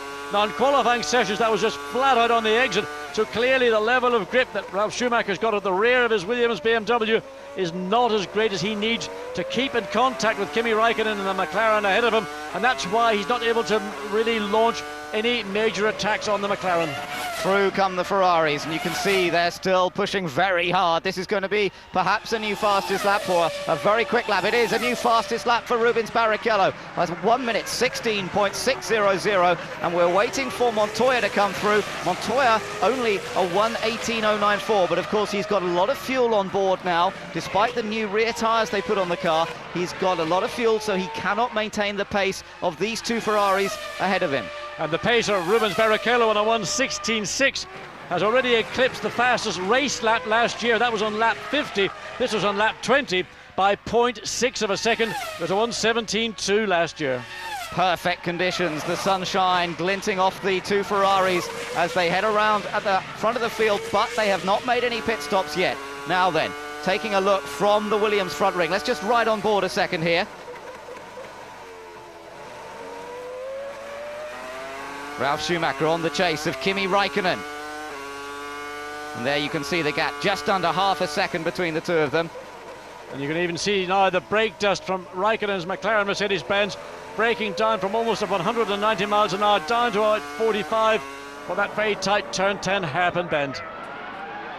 The V10 engine working hard down this long straight, building up to about 205 miles per hour here before getting on the brakes. You can see a little bit of the carbon brake dust being thrown off the wheels there, that little cloud of black dust, but still Ralf Schumacher chasing Raikkonen. But Raikkonen is having to work for his fourth place. You can see, we noticed it earlier in the lap, then breaking down into turn 14, how much carbon dust was coming. Now Raikkonen needs to be careful. The team have to see that. They may well want to tell him to put a little bit more rear braking bias to, let's say, ease up the front brake and not just simply just wear the things out. So Montoya in third. Now he is dropping away. The gap now between himself and Barrichello, race leader, up to 8.4 seconds. But he just needs to keep it all under control at the moment, running with a heavier car and hoping that this race will come back to him in the later stages. Action down there in the Arrows pit. They've seen Bernoldi go out of the race. Frentzen still running in 16th. Yes, they're looking around the rear suspension. Nothing that was visual, but quite often there's something in the hub assembly that holds on the rear suspension and allows the wheel to be attached to the suspension. That sometimes can be a problem, and if a driver feels an odd feeling in the back of a car, frequently it is in the hub, and it's probably a bearing problem. You're looking for the car from the car in fourth, back at Ralf Schumacher in fifth. We're riding with Kimi Räikkönen. Now, see that little cloud of brake dust again? Cleanly this time through the last corner. Yes, but for me that little bit of brake dust is very early in the race, and there's quite a lot of it early in the race. We're coming up to the end of lap 22. They've got another there again under, but that's actually, it looked like to me like an engine thing rather than that was not brake dust. There was more blue in that than there was carbon black. Let's continue to ride with Räikkönen here. You can hear how hard the engine works around this circuit. And even there, John, you could hear that slight lift off the throttle in turn 5. It's the way they pick the throttle up on the exit of 7, not as quick as in qualifying.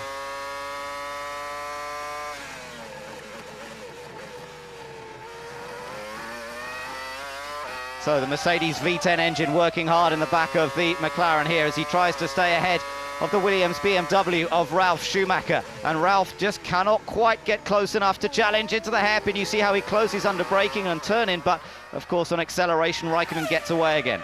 Yes, going back a couple of laps when Räikkönen in fact went across the final 2 turns. He went across the runoff area.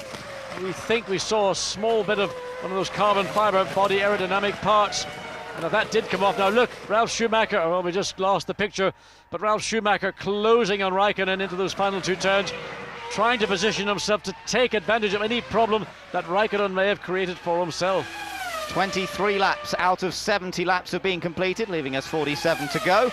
And through come the 2 leaders, the 2 Ferraris, dominating in the early stages of the Canadian Grand Prix. But Juan Pablo Montoya has made a pit stop already and is in a strong 3rd position. Räikkönen for McLaren is in 4th place. Then it's Ralf Schumacher and David Coulthard. Nick Heidfeld in the Sauber is 7th. Fisichella in the Jordan Honda is 8th. Trulli in the Renault is 9th. And Salo, let me just tell you that Mika Salo's moved up to 10th, so he's found a way past Jenson Button. So all happening all the way through the field. Kimi Räikkönen at the moment holding on to 4th place from an attacking Ralf Schumacher.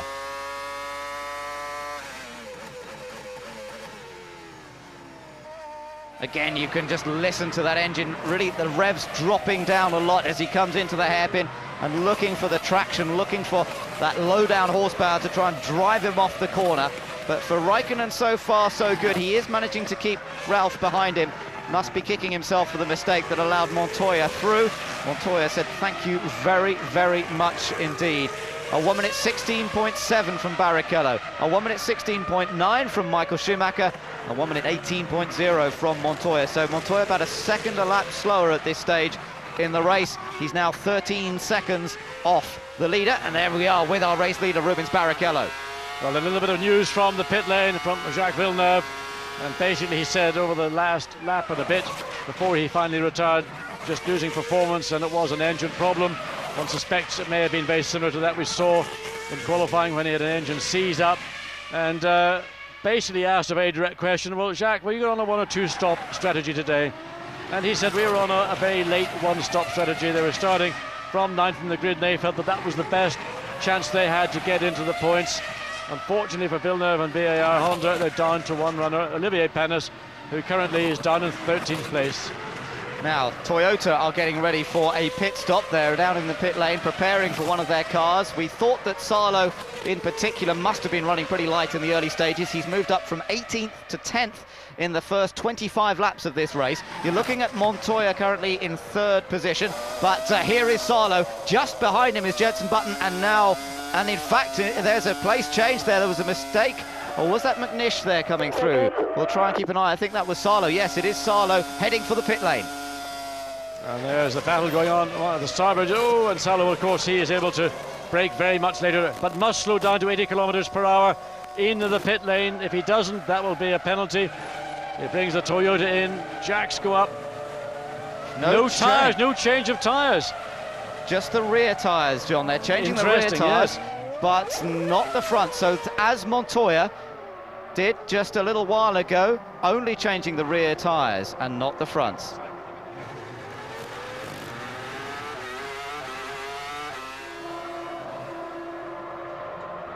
The Ferrari team now preparing for one of their cars to come in. Now here's our race leader, Barrichello, lap number 25 we're on, and it's surely Barrichello that will be coming into the pits. It is Barrichello from the race lead, diving into the pit lane now. That leaves Michael Schumacher up front, with Montoya chasing in second, Kimi Räikkönen still in third place. And as expected, Barrichello started this race relatively light and now needs to put some fuel on board. Yes, he's completed 26 laps. This is a two-stop strategy. I don't believe that if Ferrari wanted to change that strategy, they could put sufficient fuel into that car.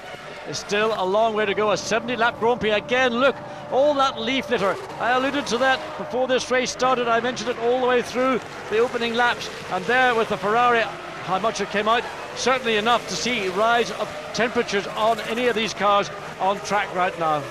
And look, he's got right out behind Coulthard there, so that puts him in 6th place. It will be 6th place by the time they come back around, but he is behind David Coulthard and ahead of Nick Heidfeld in the Sauber. This could be quite a battle. Coulthard is not going to let the Ferrari past at all easily. Just remember how well he did it in Monaco with Michael Schumacher chasing him. Well, there we see. Still, this is the reason why that pit stop was slow.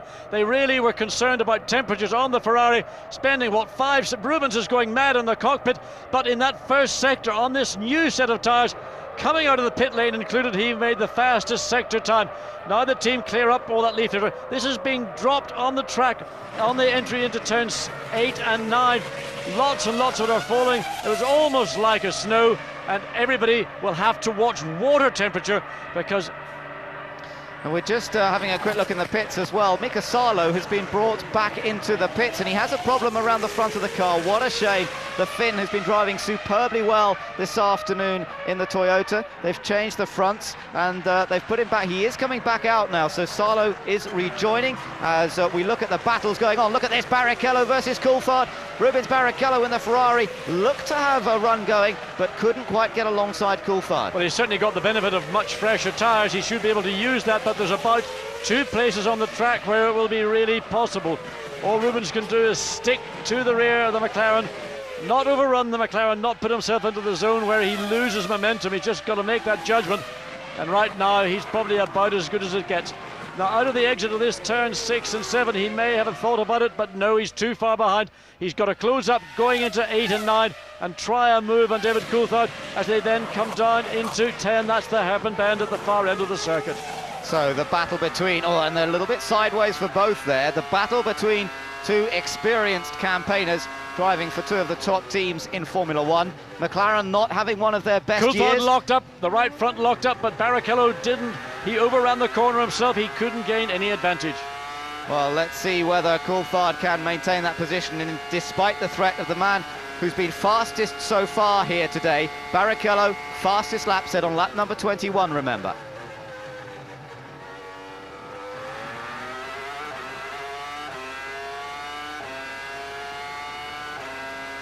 Across the line to complete another lap. 28 laps have now been completed. Michael Schumacher still leading this race, but Rubens Barrichello trying to keep the pressure on David Coulthard. As we saw some problems for Mika Salo a moment ago, he is back out on the track now. But Rubens Barrichello, his last lap, lap 28, for some reason was 0.6 of a second slower than that of David Coulthard, the man he's chasing. Now, Barrichello has got more fuel on board, but he's got the benefit of fresh tyres. And I would have thought that Barrichello ought to have been able, with the advantage of horsepower that Ferrari have, to have lined himself up and got past David Coulthard pretty quickly. But the Ferrari engineers working at their refueling rig. Now it looks as if a problem. That's unusual. Those rigs are mandatory. They're the same throughout the teams. They're provided by the FIA, the governing body in motorsport. Look at that oscillation on Michael's right front wheel. Yes. Now that leads you to think, have Ferrari had a problem with the refueling rig, and has the required amount of fuel that they measure by time gone into his car? or not? Well, we will no doubt find out as Barrichello continues around on this lap. 6th position for him at the moment. Michael Schumacher lapping very quickly still, 1 minute 16.4, and his lead now up to 15.7 seconds over the Williams BMW of Juan Pablo Montoya, who has made that one stop. Kimi Räikkönen still runs 3rd for McLaren. Ralf Schumacher 4th, Coulthard 5th, Barrichello 6th. Heidfeld in the Sauber is 7th, Fisichella 8th, Trulli 9th, Button now back into 10th place after Salo made his stop. Then it's Massa, Panis, Eddie Irvine 13th in the Jaguar. And then Alan McNish in the 2nd of the Toyota. He runs 14th ahead of Frentzen, Mark Webber, Takuma Sato, Alex Young and Mika Salo, who has made 2 pit stops, still in the race, as is De La Rosa. Just 2 retirements in this race, Enrique Bernoldi and Jacques Villeneuve. And right now on lap 30, Rubens Barrichello unable to make any further impression on David Coulthard. Coulthard, in fact, still running quicker by about half a second a lap. Remember, Coulthard has yet to make a stop. He's on a one-stop strategy, and the Michelin tyres take about 8 laps, 10 laps to settle down into the optimum performance. Coulthard able to use those tyres to maximum effect, as we see Räikkönen and Ralf Schumacher. Car number 24 is Mika Salo, and there's, as you can see there, the race stewards are looking into an incident involving Mika Salo's car. Now, didn't really see what that was all about, but obviously something questionable. Just saw flashing through the picture Räikkönen and Ralf Schumacher. There's Barrichello, still battling along in 6th place, having made a stop. Now here's Ralf Schumacher again. He's still got that car of Kimi Räikkönen just a few car lengths ahead of him, but he just cannot seem to find a way past. Well, that's a frustration for a driver. You get caught behind a car which potentially is slower in an overall lap than your car, but you just can't get close enough where it counts to try and make a pass. Ralph's had a couple of goes, but never been able to really make the job stick. Meanwhile, Heinz-Harald Frentzen is in the pits, let me tell you. So Frentzen has come in, and it's a slow stop for Frentzen, so he's obviously having some sort of problem, perhaps with the fuel.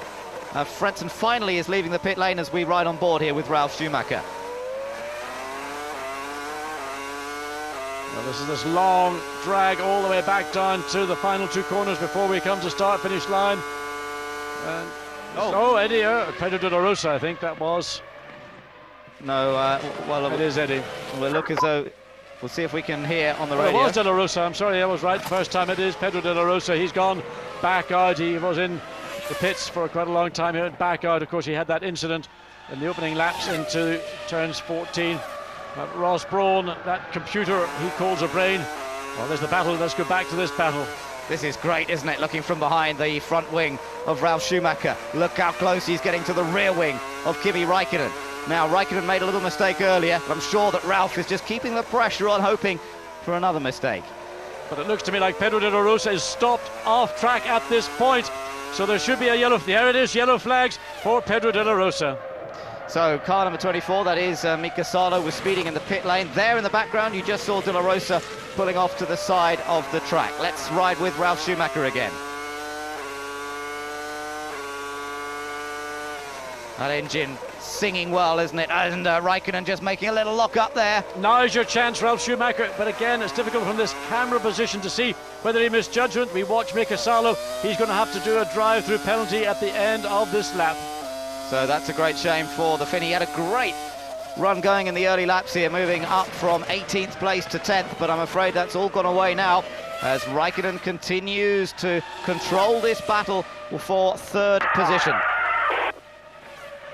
Flashes past the pit signals that the teams are giving. A little bit of a lock-up into the first corner, but keeps it tidy. Yes, we've seen him do that quite a lot over the last 8 laps, really, since that safety car was taken off track. Räikkönen has been dragging that left front on a couple of corners.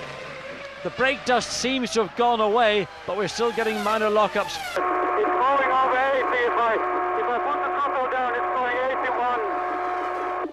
So it's obviously a problem for Salo. Some sort of technical problem with the speed limiter by the sound of it. And that is really tough news for him. Now, this was a moment ago. Ralf Schumacher actually did cut through the chicane. He was already behind Räikkönen, didn't gain any advantage. He got very close under braking, decided to sort of bail out, back off a little bit, and Räikkönen maintained the edge as the Williams pit crew just waits nervously to see what the next development will be. Remember, Ralf Schumacher has not yet stopped. but Montoya has made one. Okay. Just got one, had some debris. And once again, the team talking about clearing out those radiator side pods of the leaf litter and hoping that they can get them cleaned out safely. Engine temperatures will be monitored from the pit garages, remember, so the team have a very close idea if they're in trouble. Michael Schumacher has got to drive for win here because he's got a number of laps before he'll make his one and only stop of the day. He needs something in the region of about 25, maybe 26 seconds advantage over Montoya in second place. Currently that's just under 20 at 19.5 seconds.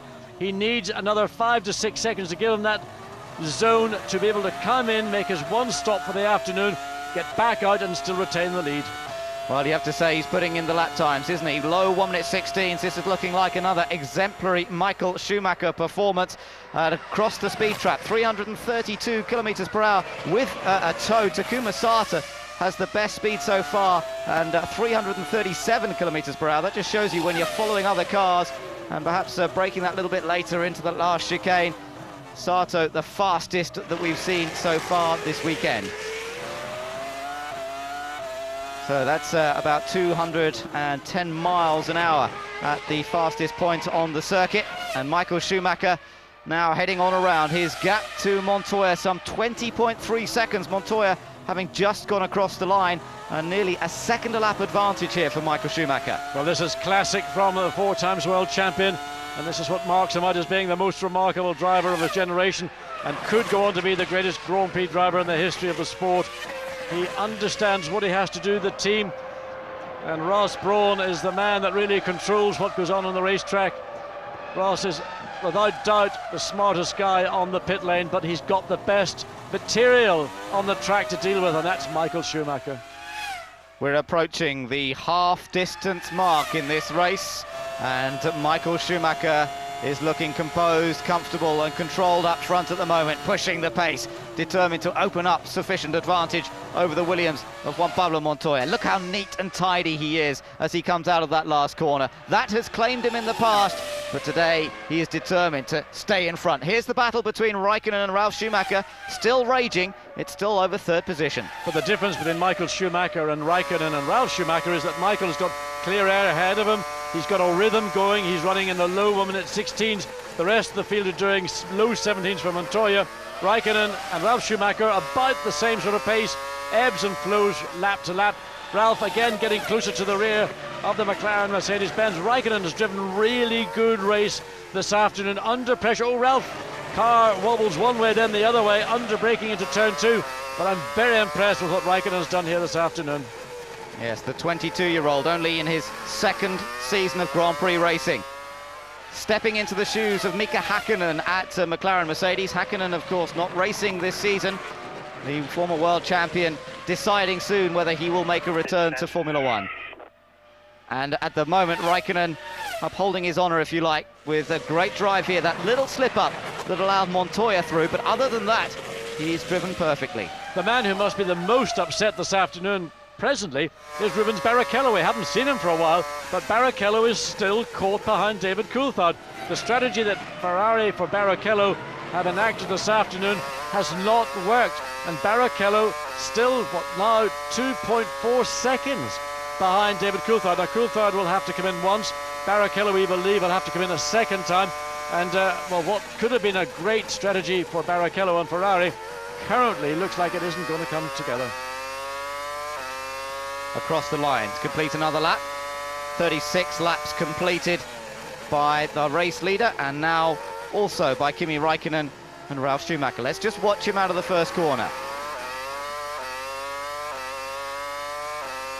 The automatic gear change doing the work of the driver. A little puff of smoke, probably just a little lock up on the tyres, nothing too major. Now we're seeing Jenson Button making a pit stop here. Button coming in from what was 10th position. His teammate Jarno Trulli in the other Renault still in 9th place. And we haven't lost many cars from this race yet, which is a surprise. The average number of finishes over the last 6 years has been only 11. But so far we've only seen 3 cars go out of this race. on that speed limit button, 50 miles an hour until he gets over the line. Release the button, off you go. And this new pit lane exit certainly seems to be working well. Joining here just as Michael Schumacher comes around, and Button glances over his right shoulder, sees the Ferrari, makes sure that he doesn't challenge, and Schumacher goes through safely. And I tell you, if he did challenge, Michael would have just ignored him. He is on a run right now. He's just gone into the 1 minute 15. It's the fastest car on the circuit by a huge margin, a 1:59.71. 23.9 seconds advantage now over Juan Pablo Montoya.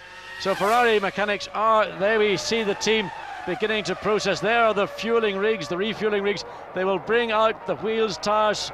And he's looked down in the starboard pit. There's been a huge battle going on between Giancarlo Fisichella in 8th, and here he comes, Nick Heidfeld in 7th place. Heidfeld into the pit. Fisichella now inherits that 7th place. But watch for Michael Schumacher, because we expect him. He's through the second sector. He's now making his way down that long back straight, back towards start-finish line. There, Ferrari are prepared for Michael Schumacher. He's coming in at the end of this lap. And it's going to be pretty close, and that's not what he wants. Alex Young just ahead of him. It's probably not ideal, although I don't think he's been held up too much as he makes his way down to the far end of the pit lane. Now we're watching for Montoya. Montoya's at the hairpin at the moment. There he is, in fact, coming down the long straight which heads towards the pit. But is Michael Schumacher going to be able to get out ahead of him? Clearing out those side pods again. The tyres changed. All 4 tyres on the Bridgestone tired cars are being changed. Lots of that leaf litter to get rid of, and a lot of fuel to put on board. For 11.4 seconds. And Montoya comes across the line ahead of Michael Schumacher. So Montoya retakes the lead here. And Alex Young also coming into play. Michael Schumacher just got out of the pit lane ahead of Alex Young, but this gaggle of cars directly behind. But Raikkonen, Ralf Schumacher, David Coulthard, he was lucky to get out ahead of those 3 cars. On board with Kimi Raikkonen, hurling it over the curves once again. There's Michael Schumacher, Frentzen, the lapped car, just behind it still Raikkonen, Ralf Schumacher. There is David Coulthard, and Michael Schumacher, as you see now, has been refueled to the end of the race. The single stop going for Michael Schumacher, but Barrichello, the other Ferrari, will surely have to make another stop soon. There is Kimi Raikkonen, just still fending off Ralf Schumacher. Ralf trying to make use of the traffic here. Yes, but Heinz-Harald Frentzen and the Arrows did a very good job. He saw this battle coming. He stayed to the right of track and let those 3 cars go through. And maybe Ralf Schumacher feels, well, I've got a slight opportunity. Raikkonen, not quite as experienced, might try to take a chance into turn 10. Now let's take a look what was going on here. This was Heidfeld coming in, and Fisichella made a big miss. Do you know what he did? He was watching the braking zone of Heidfeld. He didn't realise that Heidfeld was coming in, and he couldn't believe how late Heidfeld was on the brakes. He then had to brake from too deep, got the car out of shape. Fortunately, the runoff area is there to enable him to recover. Interestingly, Fisichella's going quickly now. He is putting in some personal bests as he looks towards his one and only pit stop. That battle between Jordan, Renault and Sauber is going to be fiercely fought throughout this race, and that's going to come down to the wire, I think. But we have to wait and see when Trulli and Fisichella make their pit stops fairly soon. Ralf Schumacher just coming still, following Kimi Raikkonen, and we're still waiting for these 2 to make their stops, of course. Neither Kimi Raikkonen nor Ralf Schumacher have made their pit stops, and that's going to be a huge battle between the teams once they do come in. And the pace of Giancarlo Fisichella, he's only 8.3 seconds behind Rubens Barrichello and the Ferrari, but Barrichello currently last of the point scorers in 6th place, and purely on pace I would be surprised if Fisichella and Jordan can match Barrichello and Ferrari. Well, let's just think about this for a moment. Here is Michael Schumacher, now finds himself down in 2nd position. Oh, big splat on the camera lens. Our race leader is Juan Pablo Montoya. There he is, going through the shot. Now it's Michael Schumacher. You can see how far ahead he is of Raikkonen and Ralf Schumacher, but those 2 have not yet stopped. Now, they could probably go another 10 laps or so, perhaps. We saw Ralf Schumacher go to lap 51 last year. We're on lap 40 at the moment before he made his stop. So watch to see just how far he can go. And what about Montoya? Will Montoya have to stop again, having made that early stop in this race? They put a lot of fuel on board, but surely Montoya, it just depends how much fuel he started the race with. I would think that he may well have to stop again anyway. Montoya currently, though, leading by 3.9 seconds over Michael Schumacher. So they flash through, back under the bridge, over the bumps there. Mark Webber just in shot. He's been lapped, but he's running in 16th. And Kimi Räikkönen, this is his 41st lap, puts in his fastest first sector. So on a set of tyres that has done, well, just over 40 and a half laps, still got life in them, enough to be able to give him his personal best and keep Ralf Schumacher behind. Eddie Irvine in the pits looks frustrated. There's a lot of work going on, and he looks fuming. He's furious. I don't know what's happened. He lights it up as he gets away, but Eddie Irvine was not happy. Well, they were working around the left-hand side of the car. They see the hand brace screwing something back down, so they had to do work on that. Eddie couldn't do anything about it, but every fraction of a second you're sitting in the pits is frustration. May have been the fuel flap perhaps didn't open properly, and they were trying to get that open up. As we look at Kimi Räikkönen coming through, look at Ralf so close into those first couple of corners, as Michael Schumacher is still in second place. It's Juan Pablo Montoya who leads, but can he hold on to it?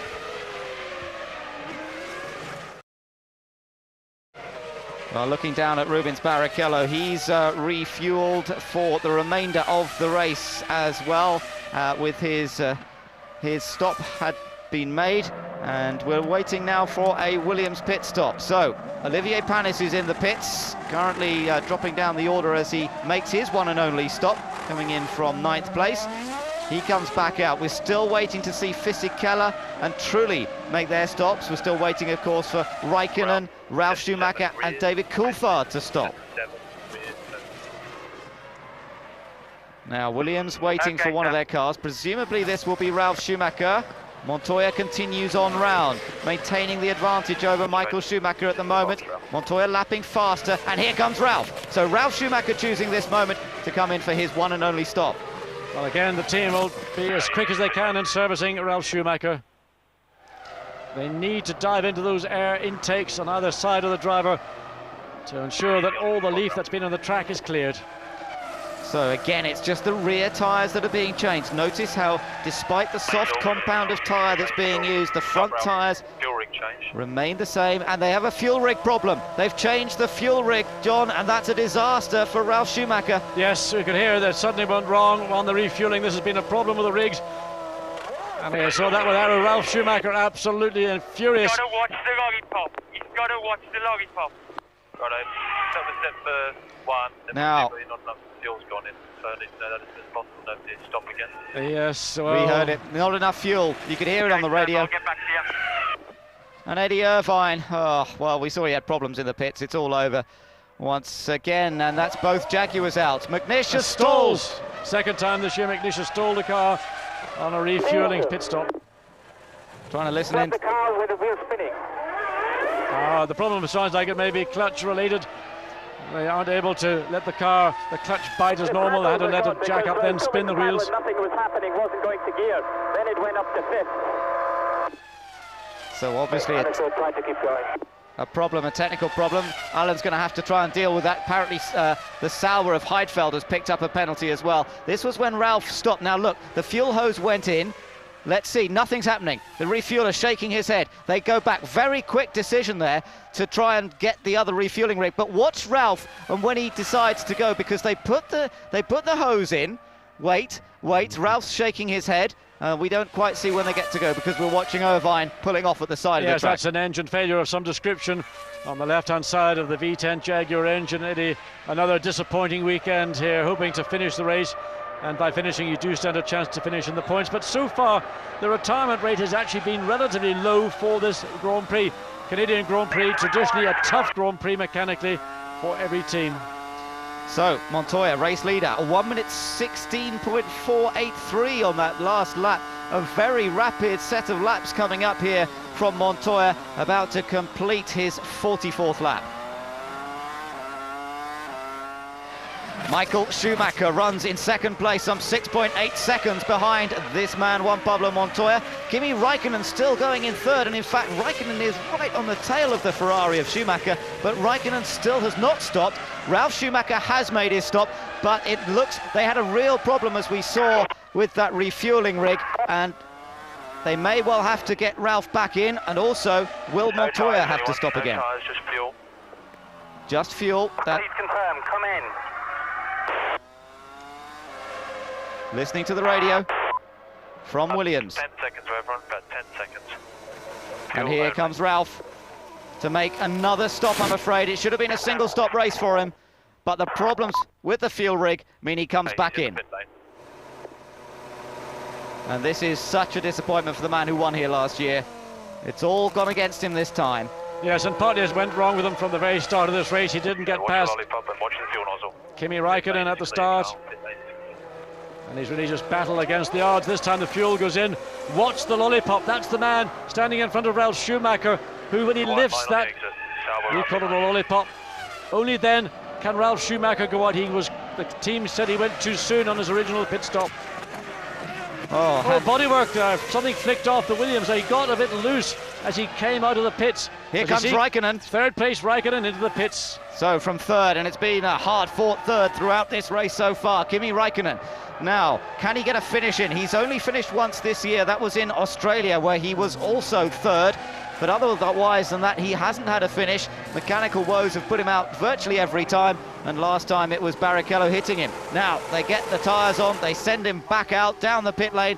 Good clean stop, this one, and of course he won't be under threat from Ralf Schumacher anymore, because Ralf has had his problems. So Kimi Raikkonen rejoins the track, and that's a good stop from the McLaren crew. Fisichella at last making his one and only stop, and it's really only now David Coulthard that we have not seen make a pit stop. Of the front runners, Coulthard now up to third, hasn't made his stop yet. And Giancarlo Fisichella going to come back out on track. Oh, this is what I saw. Ralf Schumacher, he clipped. Now there was debris somewhere there. You see the debris being clipped, not a problem. Wasn't from Schumacher's car. But Fisichella and Jordan, good job. I believe that Fisichella got back out in that 6th place ahead of Jarno Trulli. The gap now down to 6.2 seconds, but good strategy, good teamwork from the Jordan team. 24 laps remain in this 70-lap Canadian Grand Prix. There is the race leader, the Colombian Juan Pablo Montoya, yet to win a Grand Prix this season. He won last year. He's had a number of pole positions, but he has not had a Grand Prix victory yet this season. And at the moment, his advantage over Michael Schumacher just about 9 seconds. But will he have to come in for a bit more fuel in the latter part of this race? He made a very early stop, remember, when the safety car came out. They did put a lot of fuel on, but surely he was running with a fairly light car at that time. He's trying to pull away from Michael Schumacher in second position as the Williams crew try and attend to that refueling rig that they had the problem with. And we saw earlier in this race, we saw Ferrari also looking at their fuel rig as if there was a problem. And we've known that these rigs have given problems in the past. Arrow's lost potential points in Monaco Grand Prix 2 weeks ago because one of their rigs failed to fill the car with the required amount of fuel. These rigs delivering fuel at the rate of 12.5 litres per second. So if you were filling up a normal road car, it would take you about 4.5 seconds to fill up a tank on a road car. That's how much fuel is going in. It's very quickly indeed when it works. Unfortunately for Ralph, it didn't work. Here comes Montoya just lapping some of the slower cars. Olivier Panis doing again a superb job, keeping an eye on the mirrors. Right now running in 10th place. Race leader comes through and is able to stretch. He needs to push as hard as he can. David Coulthard still in third place, never stopped. About to very shortly, I suspect. Once again doing lap after lap, quicker. Well, let's see what he can achieve here. Coulthard currently in third place, yes, and a 1 minute 16.5, just a fraction off the pace that Montoya is setting up front. But I don't think Coulthard's going to be able to make it back-to-back victories from Monaco.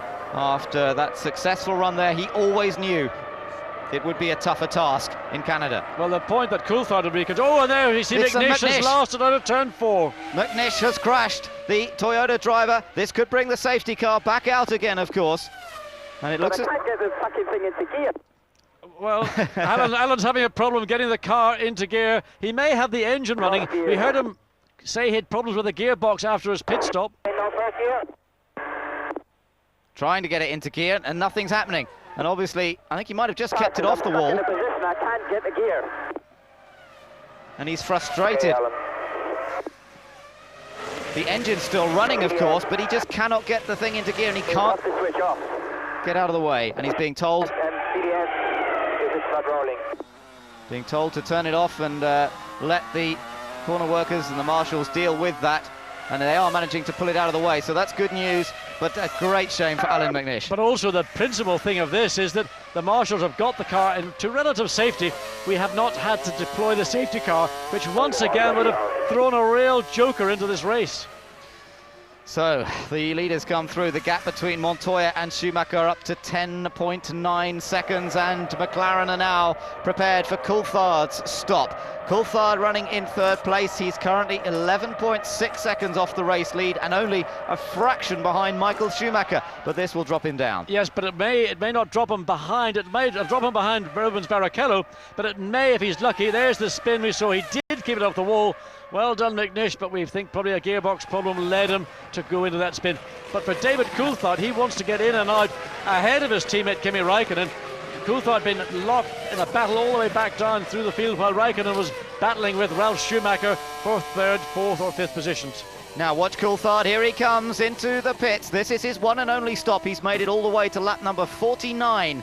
In fact, lap 50 as he crosses the line in the pit lane here, almost as far as Ralf Schumacher went last year before making his stops. A big fuel tank on the McLaren allows him to go this far. Raikkonen is on that back straight. He's coming down it. He's coming to about half distance. Coulthard fresh, wiping the visor. He's still got rev ups. There's Kimi Raikkonen. David Coulthard still stationary in the pits. You want to be very tight. The advantage that Coulthard has is he's down this end of the pitch, but of course now Raikkonen's got the run, but it's the exit of the pits into turn 2. Can Coulthard do it? No, he's not. It's going to be very... Yes, he has! Great teamwork by McLaren there. Two cars rejoined, but Raikkonen's got the momentum, but Coulthard's got his dander up. Wow, this is quite a battle in prospect, but Raikkonen knows it's his teammate. He can't take too many risks, and the preheated tyres used by these boys certainly helping Coulthard there. If he'd been on cold tyres, he'd have had no chance. There was 24 seconds for the team to play with to get Coulthard out before Raikkonen would be right on his case, and they did it with about 23.9 seconds. Looking back, that's a view that David Coulthard can glance in his mirror, and relief for him as he's moved ahead of his teammate Kimi Raikkonen, who's driven so well, but Coulthard taking the advantage with a later stop there. Adrian Newey, technical director at McLaren, seeing both cars still running in the top 6, and that hasn't happened too often this year. In the meantime, Juan Pablo Montoya, not only is he in the lead of this race, he's just given us another fastest race lap at a 1:15.960, and he's got to push. Blue flag out, that was for Heinz-Harald Frentzen, that's not a problem. So Juan Pablo Montoya really having to get his head down and do some serious work at this part of the race. 2/3 of the way through. Michael Schumacher 12 seconds behind him, and it'll take a lot longer than 12.7 seconds to come in, refuel and get back out. He needs at least 18 to 20 seconds to be secure of making a very quick splash and dash and being in the lead.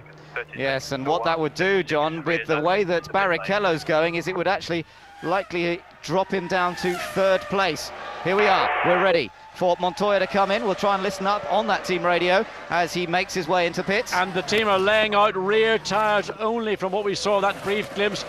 So Montoya comes in, Michael Schumacher is just coming out of the hairpin bend. He's now, there we see Schumacher. That was about a relative position, maybe, in terms of Raikkonen and Coulthard, I think. And look where Barrichello is. Yes, Barrichello is right on his case. He's going to lose certainly the first 2 positions. He could conceivably end up going 4th. Fuel hose gets out, looks as though that was clean, unlike Ralf Schumacher's. Now he joins, he will rejoin in third place behind the 2 Ferraris, but he will come out ahead of David Coulthard, who hasn't come through the final corner yet. No, Coulthard's still on that return straight to pits. So Juan Pablo Montoya on that 2-stop strategy. Big gamble. Now it's a battle to the checkered flag with Ferraris 1 and 2. And the strategy that Ferrari had for Barrichello with a very light load initially to sprint ahead and try and draw Williams into battle. So now we see... Yes, but Barrichello may have to stop again, of course. He only has made that 1 stop so far, so that might well bring Montoya back into second place. Indeed, you're right, it will.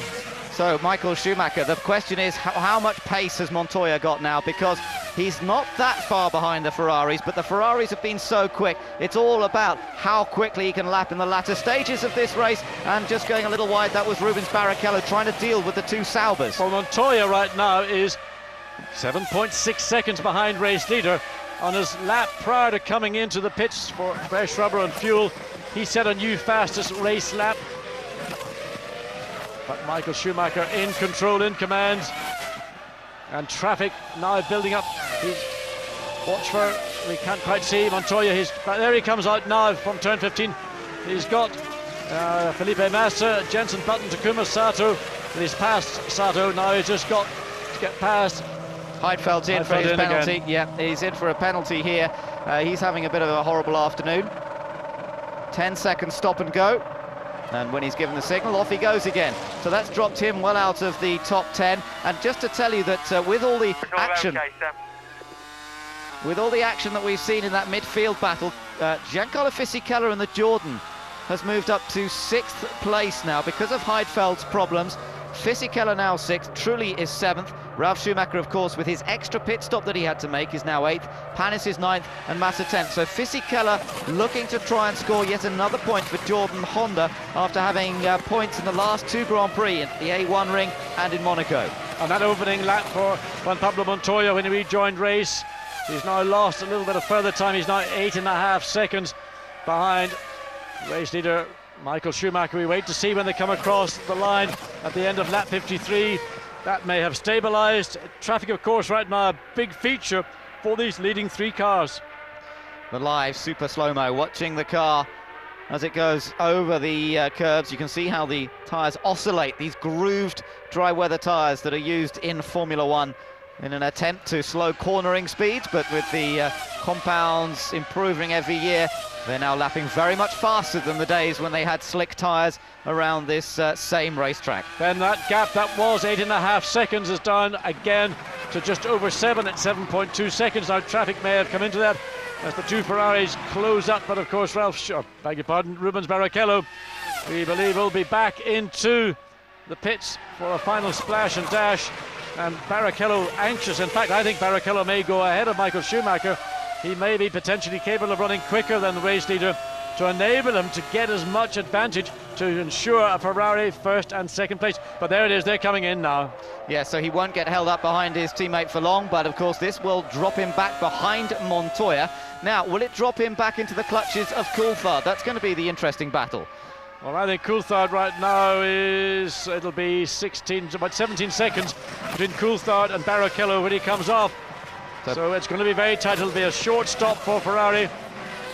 Barrichello comes in then, and we'll watch to see what happens. There, Schumacher. That's lap number 54 completed. 16 laps to go here. Montoya will move up into 2nd place. The gap was 7.3. It's down to 6.1. Montoya definitely catching the Ferrari, but there's traffic to deal with. And here's Barrichello. And Felipe Massa, Olivia Panis, those are the 2 cars that are ahead now. I suspect that Panis has been very good all day. He'll be no trouble. Here's the battle, John. David Coulthard coming. No, he's through. He's through. Yep, he's through, but then remember, there's the shortcut here, but he will be in front. And Barrichello rejoining just behind the McLaren. It was a close call, but it was always going to be advantage to David Coulthard. Ferrari can only do so much in a certain amount of time. They've got to get the fuel in. They've got to check for the air intakes for leaf litter, and that stop needed a second less. In that case, it would have been Barrichello in 3rd place, not David Coulthard. Well, things settling down, but what's going to happen up front between the 2 race leaders, Michael Schumacher and Montoya, as Montoya tries to close up the gap? This was as Barrichello came into the pits, and we just had a quick view of Michael Schumacher bouncing his way over the curbs. And but he got very, very wide on the exit. You can see the look on his head and the angle of his head and his face. He knew that he got it wrong going in, and he's thinking that wall is going to get pretty close. I've got to get the car off the wall. He's on the dirty part of the line of this. Oh, and I mean, you could barely get your hand down between the wheel and the wall. Wow, he did well to keep that off the barrier. He hit that wall the other day in practice and did some damage to the car, and he knows he's under pressure, although he's just opened the gap up again because Montoya was fighting his way through traffic, had a slower lap that time. Further on the field, Kimi Raikkonen's running in the 1:20s, where the rest of the field are in either high 16s, low 17s, or even in the 18s. But behind him, Giancarlo Fisichella in the Jordan Honda. He's 15 seconds away, but he's running about 2, maybe 2.5 seconds a lap quicker. 15 laps to go. He ought to be able to catch him and pass him without too much difficulty. So we'll keep an eye on that gap as well as the lap times become crucial. Riding with Michael Schumacher. Look at the grandstands here around the hairpin. Watching their man at work. The Ferrari fans certainly enjoying this display. 55 laps, just 15 laps to go in the Canadian Grand Prix. Again, very high speeds. His best so far, 337 kilometers per hour, 333 on that occasion without the benefit of a tow. Oh, and smoke. That's an engine failure. Montoya's out. That is an engine failure. That is not brakes. Wait for it. Here it comes. Here she goes. It's finished. He's out of the race. Juan Pablo Montoya's challenge for victory in Canada ends with an engine failure, and he pulls in at pit lane exit. Be careful, nobody's coming out. Fortunately not. He just drives across that pit lane onto grass, and there the look of resignation on the face of the Williams BMW team, and their possibility of victory has gone. Ralf Schumacher really in no position to do anything, running in 8th place. Huge disappointment for Williams as a team. No points right now, and the prospect of points at the end of lap 70 is no better. Well, there's still a rueful smile on the faces of the Williams guys, but they must be bitterly disappointed with that. Montoya drove superbly here today. They took advantage of that early safety car period, and he was certainly chasing. That was the moment the smoke started to come, and it was on its way out. Ben, that to me was a heat-related problem. We know that these engines run very, very high temperatures, but they have to run at stable temperatures. We've seen a lot of leaf litter getting into the air intakes. If that temperature goes up at a part of the race, you will never recover. The only thing you can do is slow down, and that's not what motor racing is about. And the consequences are an engine failure, in my view, certainly in part caused by over hot oil and water temperatures. For the second race in succession, Montoya suffers a BMW engine failure after having had one of the most reliable engines in Formula One so far this year. But that's the way it goes in Formula One. Everything is on the limit, and as you say, John, with debris getting in the side pods, perhaps affecting the temperatures as well. It's a long walk back up the pit lane for Montoya. A disappointing occasion here in Canada again. Last year he crashed out, and he said it was the worst moment of his season. This year, well, he drove superbly well, but unfortunately mechanical gremlins letting him down. And looking at the situation just in the Constructors' Championship, Ferrari on 72 points and Williams on 54. Well, the prospect of Williams gaining any points right now with Ralf Schumacher. He's in 8th place, 2.8 seconds behind Jarno Trulli in 7th, and Trulli some 5.3 seconds behind. Montoya versus Giancarlo Fisichella. So Ralf Schumacher will go up to 7th place, in fact, due to Montoya's retirement, but it'll be a very, very disappointing race. Lovely reception for Montoya as he walks back up the pit lane. Well liked in North America after his time as a kart champion and Indy 500 winner, and has a huge amount of support here. Winner in Canada in the past in Vancouver, but it's not to be on this occasion in Montreal, I'm afraid, as we now take a look at the battle between Jarno Trulli and Ralf Schumacher, and this is certainly hotting up to be quite a close battle as well.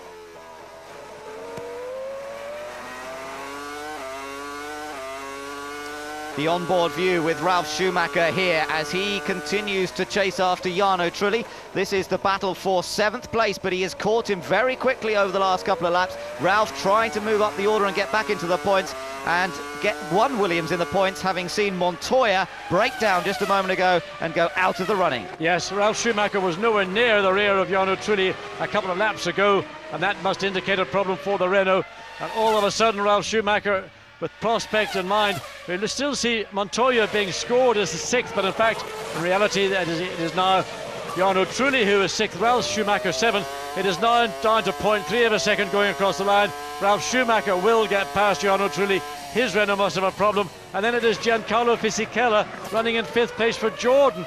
Let's say 6.5 seconds now ahead of Ralf Schumacher. There you could see Ralf hurtling over the curbs as he tries to make up some more ground. Montoya's made it back to the Williams pit. Well, I mean, what can you say to the guy? He drove his heart out today.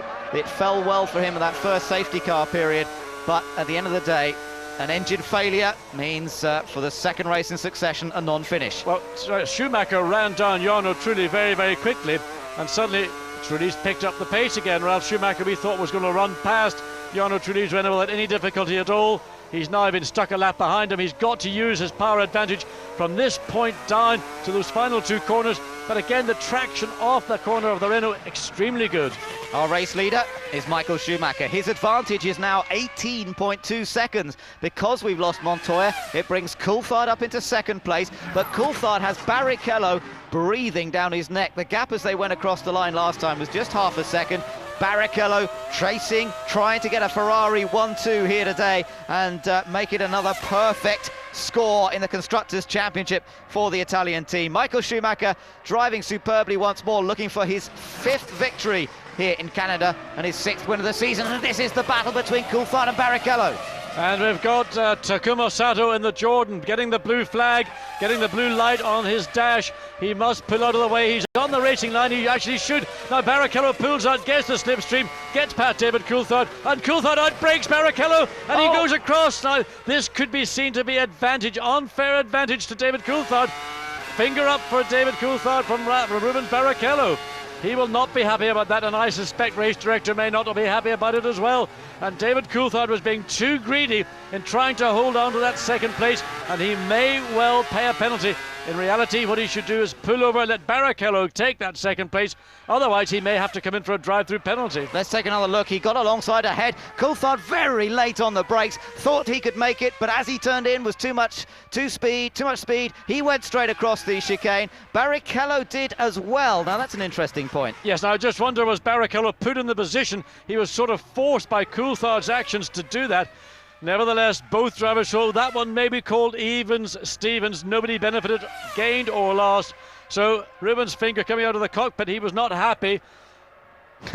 But he did cut across the curb as well. He might have a better case if he'd actually gone through the chicane himself. And there you can see the reaction in the Ferrari pit. The lovely Stefania smiles as the Ferrari team think, well, there's the opposite view on the McLaren pit wall. Not so lovely or smiling or happy. They're wondering what will happen, but because Barrichello followed Coulthard, I think that it will be left as it stands on the road. No gain to Coulthard, no loss to Barrichello. So they cross the line to complete yet another lap. With just 9 laps to go here in Canada.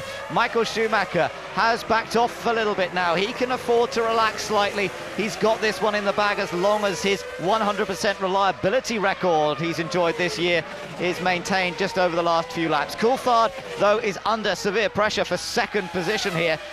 The winner in Monaco last time out, determined to hold on to second position ahead of the second Ferrari. Kimi Raikkonen and the other McLaren Mercedes running fourth. And this is certainly the best day that McLaren have had, really, apart from that win in Monaco, with Raikkonen also looking for a 4th place finish here. And with this great battle taking place for second place, we've sort of rather forgotten what's going on for 5th place with Jarno Trulli and Ralf Schumacher, 6th and 7th, that is. Ralf Schumacher still 0.3 of a second behind, and Ralf Schumacher disappointing this afternoon. I tell you what, John, we've had a great Grand Prix today. There have been battles at various points in the field. We're watching the one for second going on here as David Coulthard's girlfriend watching. Doesn't look as nervous as she might do, really, as with Barrichello right behind him. Fisichella is currently running in another strong 5th place in the Jordan Honda. Then it's Trulli in 6th, as you said. Ralph is still right behind him in that battle for 6th place. And then if we go back again, we've got Panis in 8th place, and he's got Felipe Massa breathing down his neck for that 8th position. Again, we've got 16 cars, or in fact 15 cars, still running in this race. Not as many retirements as we normally expect in Canada. For Michael Schumacher now, it's really a drive to the flag. This is lap 63, 8 laps remaining. And really all he has to do is just drive the car. He's got the rhythm, he's just in a perfect position, and don't expect too many surprises there. You can see he's already dropping the RPM, the engine capable of running up to 18,000. He's now running to about 17.5 maximum. In fact, in some situations probably running even lower. Short shifting just to take away that little maximum energy the engine can produce, but why bother? But this battle going on. This is Ralf Schumacher, the view from Jarno Trulli's Renault. Yes, Jarno Trulli, who's only scored points once this year. That was last time in Monaco. He's got a chance of scoring 1 point if he stays in 6th position. But Ralf Schumacher looks very determined to get it off him. It's not easy to overtake in a similarly powered, similarly matched car. The Renault power versus BMW power here. And for the moment, Ralf has not been able to find a way past. And slightly further in 5th place, Giancarlo Fisichella up for a trio of 5th place finishes in the last 3 Grand Prix. He's only 5.6 seconds behind Kimi Raikkonen, who dropped way off the pace some 5-8 laps ago, now running again comparable speed. But Kimi Raikkonen may have a problem. He's maybe just trying to bandage the car to get it home. And Giancarlo Fisichella running in the one middle at 1:17.5s. Kimi Raikkonen 1:18.3. Oh, there's a bit of a breather for Coulthard, because just going past Jenson Button, I think that was. Button's still running, he's down in 10th position, and that just has given a little bit more of a breathing space for Coulthard over Rubens Barrichello. And then we've got that 28-second gap back to Kimi Raikkonen running in 4th place. So Coulthard can, well, just draw breath, try and put the power on, and Ralf Schumacher was right up the inside of Jarno Trulli there. He was almost at the point of coming into contact. This is into turns 3 and 4. This is where we saw McNish spin there, the marks on the track. Flat out, almost flat out through 5. And let's look again at this battle that's been raging throughout for the final point in this race. Ralph locks it up down into turn 10. Gets so close to the rear of the Renault, but Jarno Trulli's got good traction out of that hairpin bend. Hasn't got the horsepower that the BMW has, but you get what he has down efficiently, and that just gives him the advantage off the corner, and Ralph hasn't got enough to get the job done into turn 14. So let's now watch this battle through that hairpin again. And as he gets the car straight, the traction control cuts out and the V10 engine at full song. Over 200 miles an hour here. And then onto the brakes for the final chicane. Down to 2nd gear and over the curbs, and again Trulli just controlling it. And with the benefit of a slipstream from the Renault, Ralf Schumacher was doing about 210 on this lap. We were riding with him at 210 miles an hour. So his BMW engine certainly working okay at the moment, unlike Montoya's, which blew up just a few laps ago. And position 5 is for Giancarlo Fisichella. That's the Italian's pit board, driving the Jordan Honda. And as you say, looking for a 3rd, 5th place finish in a row after a tough start to the season. His teammate Takuma Sato is still running, and Eddie Jordan will at least draw a breath of relief about that, because Sato's had such a torrid time in recent races. He's still going, he's 11th, he's ahead of Mark Webber by 11 seconds, so that shouldn't be a threat for the remaining laps. Well, we see the advantage of the horsepower of the BMW Williams. It comes at the end of the straights. Conversely, the Renault is so good off these slow corners. He gets the initial jump, and the straights here not quite long enough to enable Ralf Schumacher to get past this battle. So you can use the boost button. Well, the boost button isn't like in a turbocharged engine. It simply means that you're allowed to run the engine to a slightly higher RPM than you would ordinarily do in a race in these closing laps. 5 laps to go out of a total of 70. Well, it's not the driver going for the high-energy banana snack, it's Ross Brawn, the tactician, who's going for it. But he's looking at a Ferrari 1-3 finish here at the moment, unless Rubens Barrichello, who's closed up again to Coulthard, can do something about it in the remaining 5 laps. Watching them out of the hairpin. Again, Barrichello, a quick last lap, a 1:16.3, about 2/10 faster than Coulthard. May want to use the traffic ahead of them. There's Olivier Panis in the BAR, running in 8th place at the moment. But Panis has been very good with traffic all day. He'll pull over, let this battle for 2nd and 3rd go through. And Rubens Barrichello hoped maybe that, well, Panis still he's not. I'm surprised. I thought he might have pulled over. He will do now on the exit of turn 2. He'll pull over to the right, and 2nd and 3rd will go through. Coulthard may not be as happy about that, because he thinks that Barrichello may gain marginal advantage.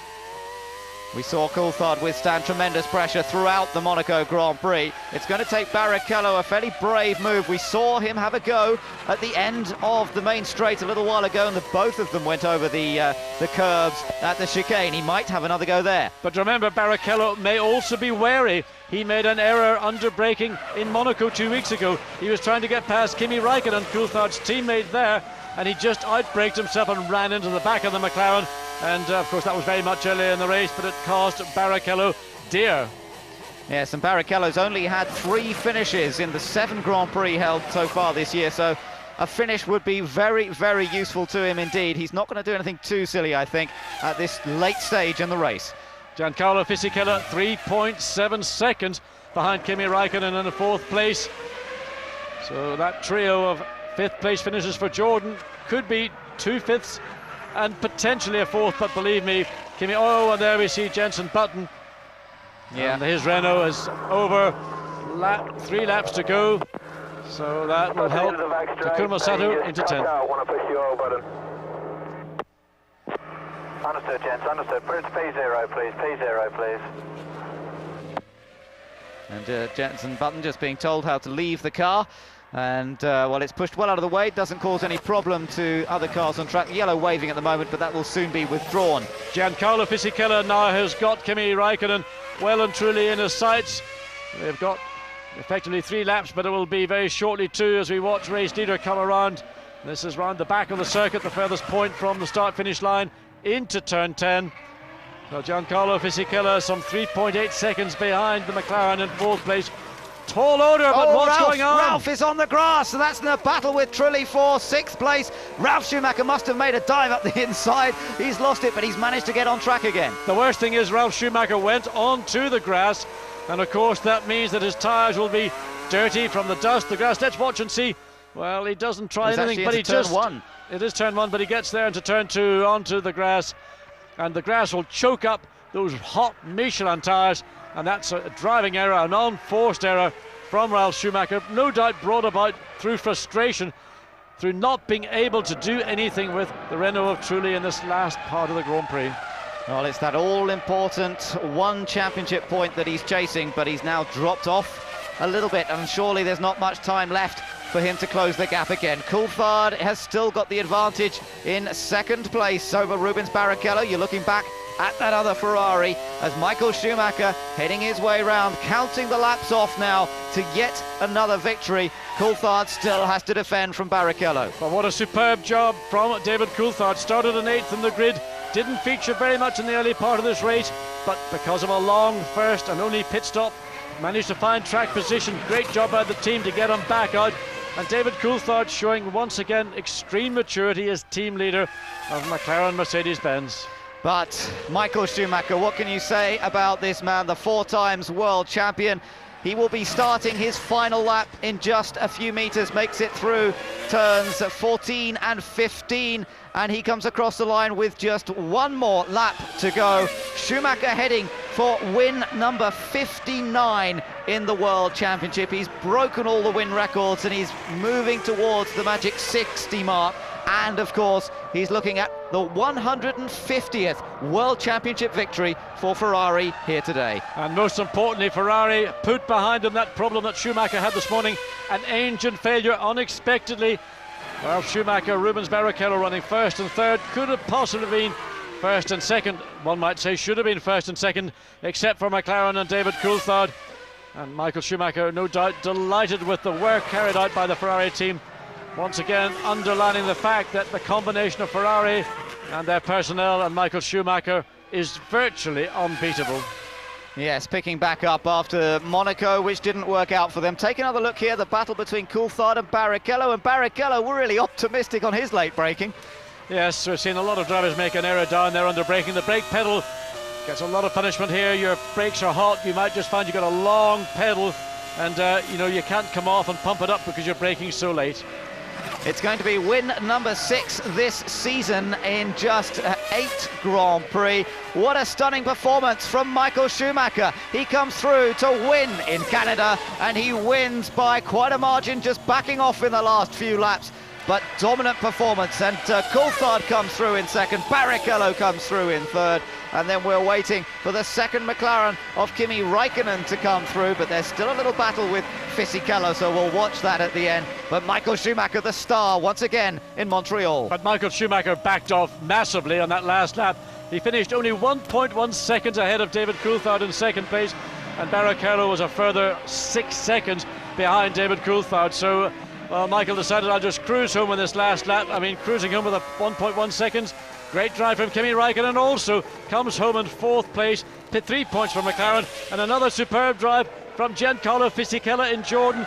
A trio of 5th places for the Silverstone-based team. Yes, he backed off a little bit on that last lap himself, but Fisichella a safe 5th position, and Jarno Trulli coming through to take that final hard-earned point. Well done to the Italian, who held off Ralf Schumacher throughout the last laps. Well, there's a way to finish the race. Smoke pouring out of the back of Ralf Schumacher's car. It's like, what was it, Barcelona, I think, that the engine blew on the last lap for him. And Ralf not getting any points. Bitterly disappointing day after their fuel rig problems. He drove hard throughout the afternoon, tried to get past Trulli. Last year he beat his brother here. Michael Schumacher has revenge this time by taking his 5th Canadian Grand Prix win. Yes, the real challenge from Williams BMW only came from Montoya. Ralf never seemed to feature, and there we just see there's the beginning of the smoke trail, and he pulls off on the exit of 2. And for BMWs today, this is not a day to celebrate or remember. They've had 2 engine failures, very public engine failures, but Ralf, well, he doesn't feel disappointed with what he's done. He's responding to the cheers from the many tens of thousands of race fans here in Canada. Walks back, but he'll be very disappointed, as will the entire Williams BMW team. Great effort here from David Coulthard, the winner of Monaco 2 weeks ago. Came here knowing it would be tough, and he started down in 8th place on the grid, lest we forget, because he's moved up to 2nd place. Funnily enough, it matched his former worst qualifying performance, and that's his best ever finish here in Canada. And a drive of real character. I must say, David Coulthard has impressed, I think, everybody here today. Starting in 8th place, finishing on the podium in 2nd, splitting the 2 Ferraris. McLaren have had a difficult year. They've been struggling for horsepower. They have to maximise all their other advantages, and today they did a brilliant job. And with that, John, look how much he's closed up to Ralf Schumacher and Montoya in the points. The battle for 2nd, very close in the Drivers' Championship, as Michael Schumacher continues to disappear up front. 70 points he now has out of the 8 Grand Prix that have been held this year. A maximum score would be 80, and he scored 70. So absolutely astonishing performance from the Ferrari team this year, dominating with this 2002 Ferrari. Barrichello drove hard. Of course, he got a bit held up in the middle part of the race, and perhaps that's really what cost him that 2nd place. Well, he was making some signs. I wasn't sure as to David Coulthard or not, but clearly Rubens doesn't want to make too much. He's not being... I didn't see you there, he says. So, well, you know, they're still having a dispute about that issue where one passed the other, and then Coulthard shot down the inside. It caused both of them to go across the runoff area. We'll hear more about it in the press conference, and both drivers maybe put on their more political heads. But it'll be interesting to see the view of Coulthard about that incident down in turn 14 and 15. But Michael Schumacher, absolutely delighted. Great race, great strategy from Ferrari, and Michael Schumacher once again the master of Grand Prix racing. Yes, he's proved it once again, hasn't he, as he chases that record 5th World Championship title to match the record of Juan Manuel Fangio. It's getting closer all the time, isn't it? And we thought on this occasion that he might have a big battle with Montoya. Indeed he did. I mean, Montoya was very much a part of this Grand Prix, but sadly he did look as though he wasn't going to be able to match Schumacher, having made that 2nd stop. And in the end, Michael Schumacher taking yet another victory to add to his tally.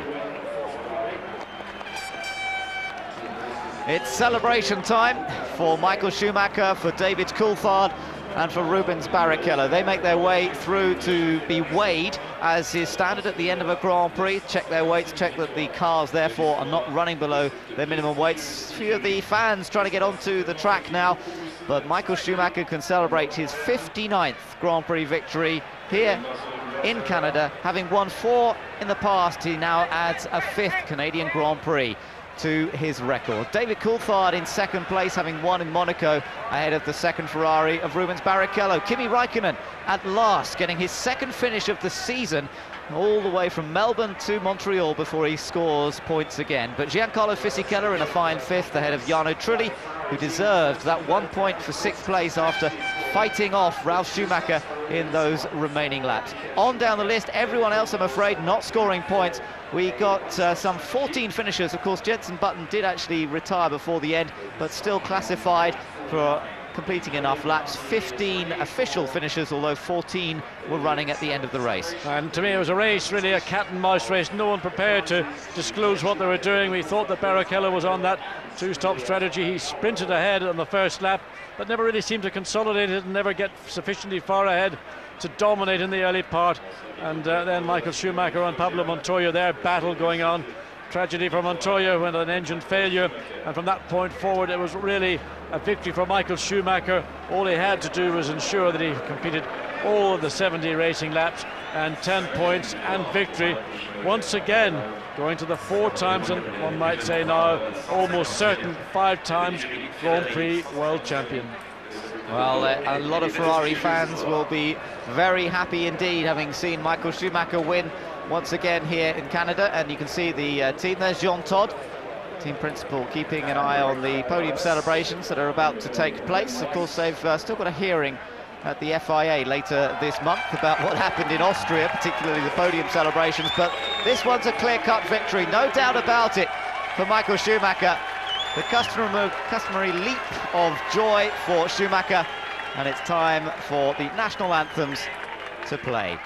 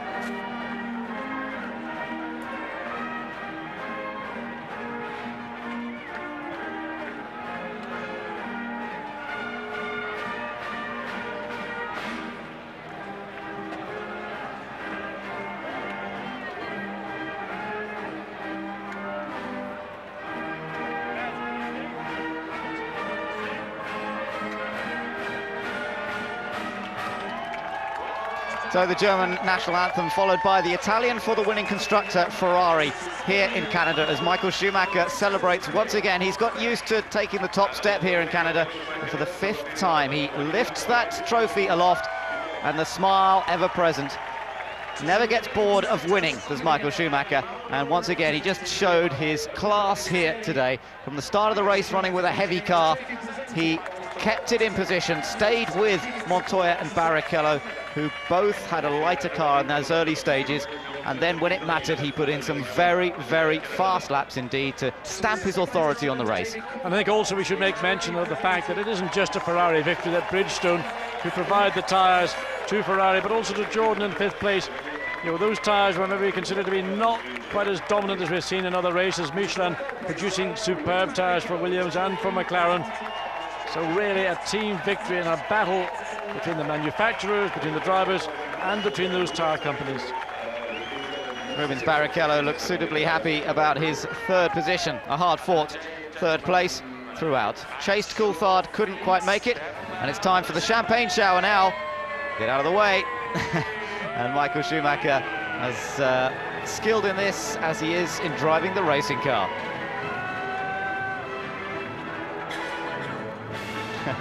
David Coulthard just keeping a little clear of the rest of the attack out there at the moment. And race engineer of Michael Schumacher, Luca Baldessari, getting a really good champagne bath. And Michael delighted that Ferrari had nominated his race engineer to come up and represent Ferrari to receive the manufacturer's trophy. The Jeroboams, in fact, Mum champagne are passed on to the various team members. Guys, remember to catch this. Oops, I think somebody's some of the fans trying to grab hold of it here. And they will now quickly go into the press room for post-race interviews. And one last chance for the public to see these three victors here standing, enjoying this moment. Great moment for Michael Schumacher. David earning a very fine second place after his win in Monaco. And Rubens wondering, well, what would have happened if? That's right, maybe it could have been a Ferrari 1-2, not to be on this occasion. But nonetheless, some great points in the Constructors' Championship, and of course in that Constructors' Championship, their main threat, Williams, who didn't score at all today. So again, Ferrari pulling ahead in both championships, the drivers in particularly for Michael Schumacher and the Constructors' Series. Williams will certainly have to lick their wounds after this one and think carefully, particularly about reliability issues as they try and push the envelope, as they try and get on terms with Ferrari. Their pace is improving, but perhaps the reliability is suffering as a result. Drivers now making their way through to the press conference. Then in a few moments we'll hear the comments from Michael Schumacher, David Coulthard and Rubens Barrichello. The fans still soaking up the sun, still soaking up the atmosphere here on the Ile Notre Dame. And of course, great delight for everybody that there were no unforeseen incidents, accidents, and most of all the weather stayed fine and fair throughout. The only time, of course, was when the safety car came out to see the removal of Jacques Villeneuve's BAR Honda to safety, and that no doubt did play a role and certainly sent everybody in the pit wall into extremes of panic to work out very quickly, and Williams certainly were on the ball on that one. I suspect in part, though, it was that problem with the leaf litter which was going into the air intakes, and I think that Williams were very wise to bring Montoya in, and we've seen just how much was being pulled out of those air intakes on either side of the driver.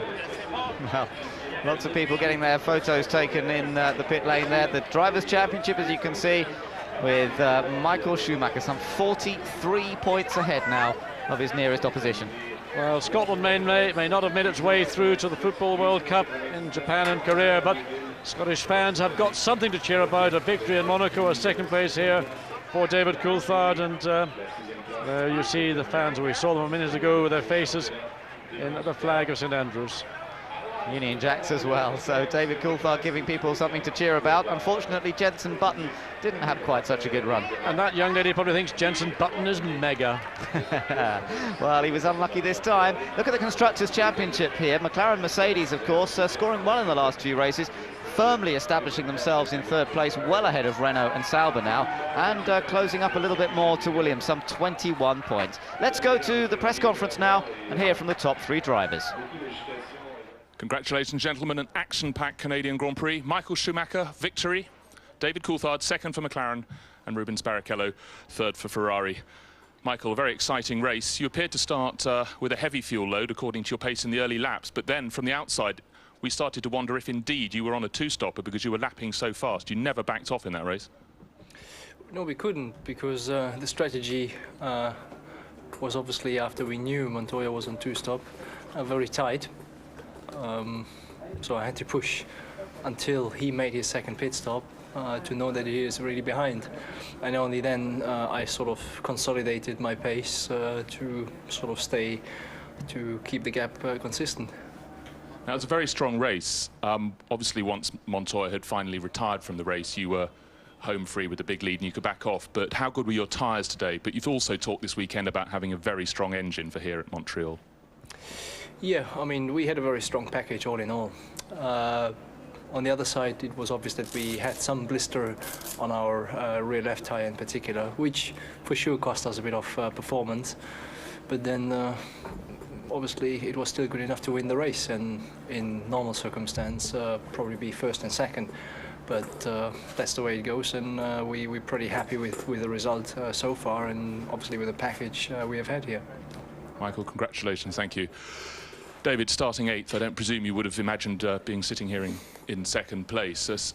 But you started with a heavy fuel load, so it seemed, but still you managed to get past two cars leading into turn 2 on the first lap. Talk us through those first sort of 400 metres. Well, obviously we've seen recently that our launch system's been working very well, so it was one of the discussions before the race as to whether starting with a lighter fuel load would help me pass people into the first corner, but the engineers were confident that that would have not much of an effect. So once again, like Monaco, the prediction was correct, and I gained those 2 places quite easily. Now, your pit crew seemed to do a very good job just to get you back out ahead of Kimi Räikkönen, but then you spent the final 15 or so laps fighting with Rubens Barrichello. Talk us through the moment where you both came up behind, I believe it was Takuma Sato, to lap him and then headed down to that final chicane. Yeah, well, obviously I thought Sato was going to let me through at the hairpin, but he didn't, so I was very slow coming out of there. And then obviously in the run down to the last chicane, I know it was very marginal with Rubens, and you know, he's expressed that opinion, and I've apologised for squeezing him, but I had to pull out of the slipstream from Sato, and it was always going to be marginal for the last chicane, and I took a gamble, didn't manage to make it, went through, and was fully prepared to let Rubens pass had he made the chicane, but as he hadn't, then neither of us gained advantage, and that was it. It stayed that way until the checker flag. David, thank you. Rubens, what's your view of the same incident with Sato and David? Well, there's no point in arguing right now. I think it's you know, right at that point I was able to brake and make the corner, but when you see somebody going fast on the outside, you just don't want to let it happen. So you just naturally come off the brake. So basically, I couldn't make the corner either. But I mean, that's no point in going back there. If you put a wall there, I'm sure we both would have made a corner. Rubens, also on top of that, it seemed that in one of your pit stops you had an extra bit of time in the pits having gravel cleared from your side pods. Do you think that's the difference between you sitting in 3rd place or having finished 2nd? What my view on the thing is not much on the pit stop. Maybe on the pit stop I lost a little bit of time, but I don't know why they brought the safety car in, because they could really roll the car backwards. The BAR there, and that was it. I mean, I really don't understand why they. I mean, they completely done my race dead. I mean, I was on a 2-stop, so I had only 6-7 laps after the safety car came out. So it was, and I see no reason why the safety car was brought in. Rubens, thank you. Michael, today was Ferrari's 150th win, your 6th win of the year. Next race, one of 2 on your home ground this season at the Nürburgring. What are your hopes? Our expectations are obviously very high with the package we have. I would like to express a big compliment to our testing team, because all year they sort of stay in the shadow and they work very hard, and we never had the opportunity to really thank them in the proper way. And I'm really happy we have such guys behind us. Rubens obviously was, while I was having some vacation, using the opportunity with them, and they simply do a fantastic job with both our testing driver, Badoe and Borti, and all the test engineers. So a big compliment to them, and we obviously look forward to having a good test next week and come well prepared to Nürburgring. Thank you, Michael. Now, Michael and Rubens, if you'd like to talk in your own language. So a good comment from Michael Schumacher, just spreading the praise a little bit amongst the Ferrari team members after another awesome performance from the world champion. Barrichello taking that 3rd place, so Ferrari scoring extremely well in the points. Just looking at the fastest laps on the screen, in fact Montoya ended up with the fastest lap of the race, just by a fraction from Michael Schumacher. Montoya setting that on lap number 50. He got pole, he got fastest lap, but he didn't finish the race and he got no points. Indeed, it was a disappointment. Montoya, I mean, capable of pushing Michael all the way, and as Michael pointed out, they were struggling a little bit with a blister on their left rear tyres. Nevertheless, I think that as things unfolded, it was going to be very difficult for Juan Montoya to get on terms with Michael Schumacher once he was in the lead. But more interesting is the rapport, or lack of it, between Rubens and David Coulthard.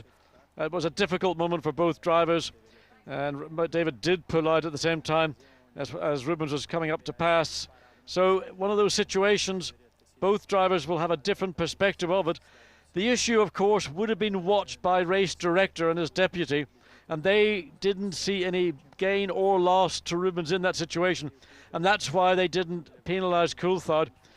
Both of them, of course, went across the safety runoff area, but Rubens not happy about it. David said, look, I'm sorry, I apologise, but that's a little bit of a grudge that Rubens may harbour for a day or two, but hopefully by the time they get to the European Grand Prix at Nürburgring, he'll have forgotten about it. Well, let's take a look back over the highlights now of the Canadian Grand Prix here in Montreal. weather conditions were just about ideal for the start of the Canadian Grand Prix. And Juan Pablo Montoya always knew that to get off in front of Michael Schumacher would be crucial. He managed that. It was a great start from pole, and it was Barrichello in what turned out to be the lighter Ferrari, slipping into second, and you could see Michael didn't even try to stop him. Raikkonen made a great start, moved up to 4th place around that first lap, but Barrichello was soon on the charge, fighting his way past Juan Pablo Montoya, taking the chase to Williams and showing that the lighter Ferrari was going to be very quick in the opening laps. De La Rosa had this contact with Alan McNish on the end of that opening lap, managed to change the tyres, would rejoin but go out again later. And Felipe Massa making a little mistake that allowed Jacques Villeneuve to gain a place. Unfortunately for Jacques, it didn't last long. But this is the event in the race that really changed the character of the race. The retirement of Villeneuve, the safety car came out, and as we have heard from Rubens Barrichello, he doesn't understand why. The team will explain later. Nonetheless, there is the safety car. Barrichello feeling that it was an unfair, it was an unnecessary safety car deployment. Great reaction from the Williams team, though, to get Montoya in at that precise moment as soon as they knew the safety car was coming out. That helped him, and this helped him even more. Raikkonen made a mistake at the last chicane. Montoya was right there to take advantage of it, and if he hadn't got past then, he certainly wouldn't have been in the battle later on in the race as he was, because Raikkonen then did not make another mistake, and Ralf Schumacher had to follow him lap after lap after lap and could not find a way through. And one thing was clear, Kimi Raikkonen proved today, if it ever needed proving, he is a fighter. He did not concede 1 inch of track, and this is one of the other issues again, this leaf litter all around the circuit. We saw it with the Williams BMW there, with Barrichello having to wait until the mechanics, the engineers were happy that they'd cleared those air intakes away.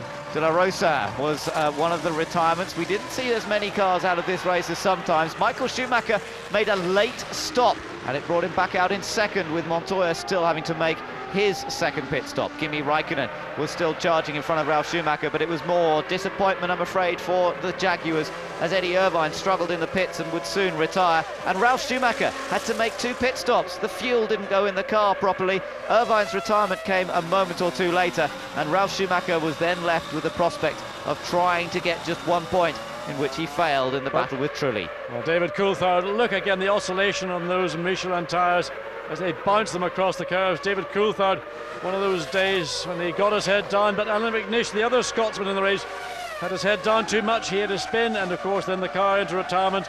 He couldn't select a gear, and we have to apologise for the language that Alan McNish used in that brief moment when he was on the radio to his team.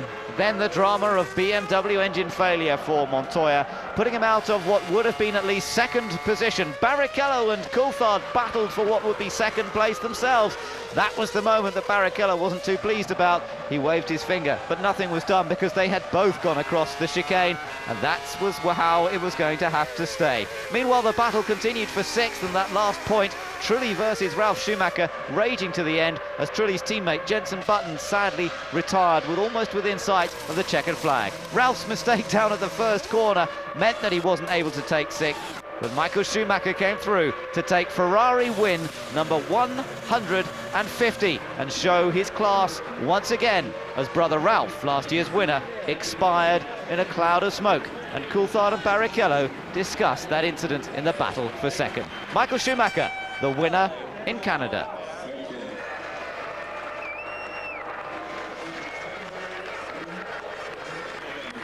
So that was a look back at some of the highlights of today's race. Michael Schumacher enjoying himself once again with the podium celebrations and win number 59 in his glittering career. Coulthard, a well-deserved second place, and Barrichello, a hard-fought third. The fans are beginning to make their way back into the city from the Ile Notre Dame, back into Montreal, some of them no doubt flying home, but lots will still be partying in the city this evening. But for the teams, they'll be already not rebuilding, they'll be disassembling their cars. They will be packed up as some of the true Scots that have come here today. Well, I wonder, is he a true Scot, or is he just one that wants to be thought of being one of those? But the engineers, mechanics will strip the cars down. They'll be put back onto their pallets that they're transported out on. All the equipment will be sent back to Europe, to either Italy, Switzerland, or back to the UK, and of course for Toyota back to Germany.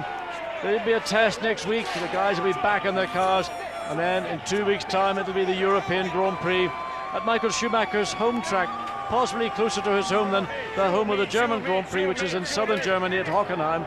The Nürburgring, what, some 50 miles from his birthplace and his home for many years in Keupen in northern Germany. That's right, John. Yes, there'll be a huge contingent of Schumacher fans there. We just saw some here in Canada, but once they get the camping going in Nürburgring, the German fans will be camped out in the woodlands, and they'll be thoroughly enjoying themselves, looking for another Michael Schumacher victory. Could he take win number 60 there? And remember, still looking for the record of most wins in a season. He matched the record last year with 9 victories during 2001. The way he's going this year, he could well get into double figures for the number of victories he earns this season. Well, I don't think anything is going to stop Michael Schumacher until that World Championship is safely in his hands. And the way the season has gone for him, that's going to come, I think, sooner rather than later. But it's after that Grand Prix World Championship is secured, then we might see Ferrari being a lot more relaxed about the team orders. And if Rubens Barrichello does find himself in a position to take a victory in a Grand Prix, then Ferrari will say, well, Rubens, you've earned it, you take it. But until that time happens, the team must maximise as much as possible for their team leader, Michael Schumacher. But really, it's almost impossible to conceive of anybody else now mounting a challenge, although we're only halfway through the season. In fact, there are a further 9 Grand Prix, a further 90 points available to Ralf Schumacher, Juan Pablo Montoya. They are the nearest challengers. David Coulthard coming up directly behind them now on 26 points. So you have to say Coulthard potentially, mathematically, is in the frame as well. Well, if we look at the people who have not scored points on this occasion but still managed to finish the race, Ralf Schumacher, of course, finished in 7th position. Olivier Panis actually got a finish at last. The Frenchman who has not managed to get to the end of a race all season long, finally getting home in 8th place, out of the points, I'm afraid, but at least he got there. Felipe Massa also a finisher. So was Takuma Sato, who ended up with the fastest speed trap time at 337.5 kilometers per hour. That's pretty quick for a Formula 1 car on a circuit like this. Michael Schumacher only a fraction of a kilometre down, but I mean about 210 to 211 miles per hour maximum speed, and lots of cars running in that high 208, 209 area. Of course, this is a high-speed circuit. It's, I think, the 4th quickest in the Grand Prix calendar, but many drivers trying to find the balance between the lap speed, which you need, but top speed as well, which is vital to be able to execute a good overtaking maneuver. You don't want to be putting yourself in the situation we saw with David Coulthard and Rubens Barrichello when they were lapping Takuma Sato. That is getting into danger zone. Well, here you are talking about the way that they're disassembling the cars, John. That's exactly what's going on now. And the McLaren pit, everything has to come apart, of course. They build these pit garages, basically. All the lighting gantries, they're all owned by McLaren. They all have to be packed away in crates safely to be brought back to Europe and then, of course, set up. But at least at Nürburgring, they'll have the advantage of having their normal transporters with them instead of having to pack everything into crates and send them out on the Formula 1 jumbo jets that transport equipment all over the world. Just hearing an interview with Ross Brawn on another of our channels, and he was saying that really they did not know what was going on. It was only when the safety car, in fact, was deployed to remove Jacques Villeneuve's BAR that they then realised that Montoya was on a 2-stop strategy. So they saw this race as being a pretty tough race to call. They were not in a position to judge the pace in relative terms to the fuel on board. Well, it's good to know that we're not the only ones who don't always know exactly how a race is going to pan out. Well, I think if we did know, well, that'd be a bit unusual, though I have to say, on one occasion, many years ago, and it involved Ross Brawn. He was working at Benetton Renault at that stage, and I was in the commentary booth, and one of our French colleagues was being given information by Renault engineers as to when the Benetton team were going to pit stop. I conveyed that to our viewers, and of course, at that time, our signal was available in the pit lane, and members of the Benetton team went to Ross Brawn and said that John Watson has told the world what our pit stop strategy is. Ross saw me at the next Grand Prix and came up to me and said, "Who told you? Was it Gerhard Berger? Was it Jean Alesi?" I said, "No, it wasn't." And eventually I explained to him who it's never ever again did that information come from a fellow journalist, particularly one of French nationality who would be associated with the Renault engine at that time in Benetton. They do want to keep it very, very much under their hats. The strategy going into a race, and you know, as Ross said just now, they didn't know what Williams were up to until that safety car period. Well, Williams will be pleased that at least they kept Ferrari guessing until that moment. It did work out quite well for Montoya, and at one stage, Montoya taking the fastest lap in the race. He was competitive with Michael Schumacher, but I think Michael had him covered. Those few laps that we saw just before Montoya blew up, all I'm wondering is, Montoya put in a couple of quick laps, then wasn't quite so quick. You do wonder if that engine was just beginning to tighten at that stage, and whether he would have been able to just close the gap up to Michael. I suspect that the problem that Juan Montoya retired from was something that he was getting a message, and I'm sure the BMW engineers in the pits would also be in contact with Juan Pablo Montoya to tell him to keep an eye on temperature, and occasionally then you can either be told, well, just keep going, if it goes, if it blows up, it blows up. There's no point in backing off, and it's a bit like oxygen debt. If you're a runner, the only way you can recover is to slow off, slow down, in fact sometimes come to a stop. Well, I think in the case of Grand Prix racing, when they anticipate a problem, they say, well, let the thing blow up. If it's going to blow up, let's go out with glory rather than trying to, let's say, bandage the situation. A lot of fans getting the chance to have some pictures on this famous track, and it's a great atmosphere, isn't it? Good spirit, everybody looking pleased, and it's been a tremendous Grand Prix. It was really unpredictable throughout, certainly in the early stages, and throughout the Grand Prix, right until the checkered flag, we had some battles that we really couldn't tell how they would be resolved, particularly that battle for second between Coulthard and Barrichello, and the other between Trulli and Ralf Schumacher. Pressure on those guys throughout the 70 laps of this Grand Prix, finally resolved with Coulthard getting second and Trulli taking sixth. And Flavio Briatore of Renault just chatting to somebody not entirely happy with 1 point, but he's still not disappointed. 1 point is better than none. And just ahead of them were Jordan, who had a very difficult and disappointing start to the season, now scoring in the last 3 races 3 fifth places, 6 points in the championship, and that brings them into clear water in 6th place behind the Sauber team, who are on 8 points. Jenson Button 6th in the championship. Must be one of the more disappointed non-finishers here today. He had a good run going in the early stages of this season, but poor Jenson's had a series of non-finishes now. Well, with Monaco, he had the accident with Olivier Panis. He was 7th at the A1 ring, but failed to finish in Barcelona after running in a possible podium scoring position. So it's been a bit bad news for Jenson Button in this latter part of the season so far. But good news for Button is that the Renault team and Patrick Faure, the president, has suggested that they really are anxious to keep Jenson Button. They're very impressed with what he's done this year, and that's nice for a driver to know at this stage of a season. We're coming up to what we call the silly season. There are many rumours going around the pit lane over the weekend, some of them being denied, some of them just get quizzical looks in people's faces, but one that seems fairly clear to all of us is that Jenson Button is required to stay with Renault. He wants to stay there, and that can't get much better than that. Yeah, he's certainly in favour at the team again, which is great news after the struggles of last year with a car that wasn't competitive,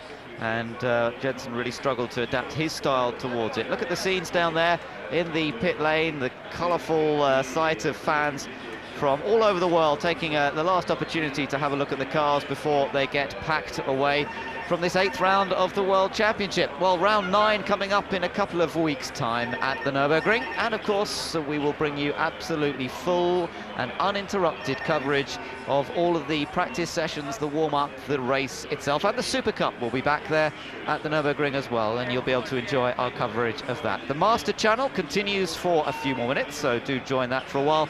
But from Ben Edwards and John Watson, our coverage from Montreal is over for this year.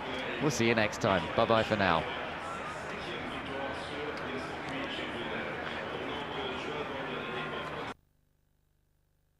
Believe it. Full of praise there. Obviously wanted to get that one in. Had been preparing it for a while about the testing team at Ferrari. How important are they then for the success of that team? That everyone's important in the team. You know, you can't. The Formula One teams have grown enormously, and and so much of the work is done behind the scenes.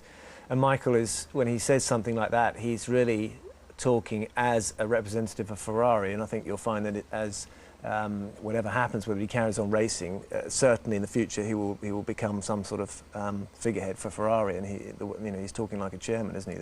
But Well, he is, isn't he? He is. He's the chairman. He's the boss. I mean, all this business about team orders and him not being in control. He will be one day.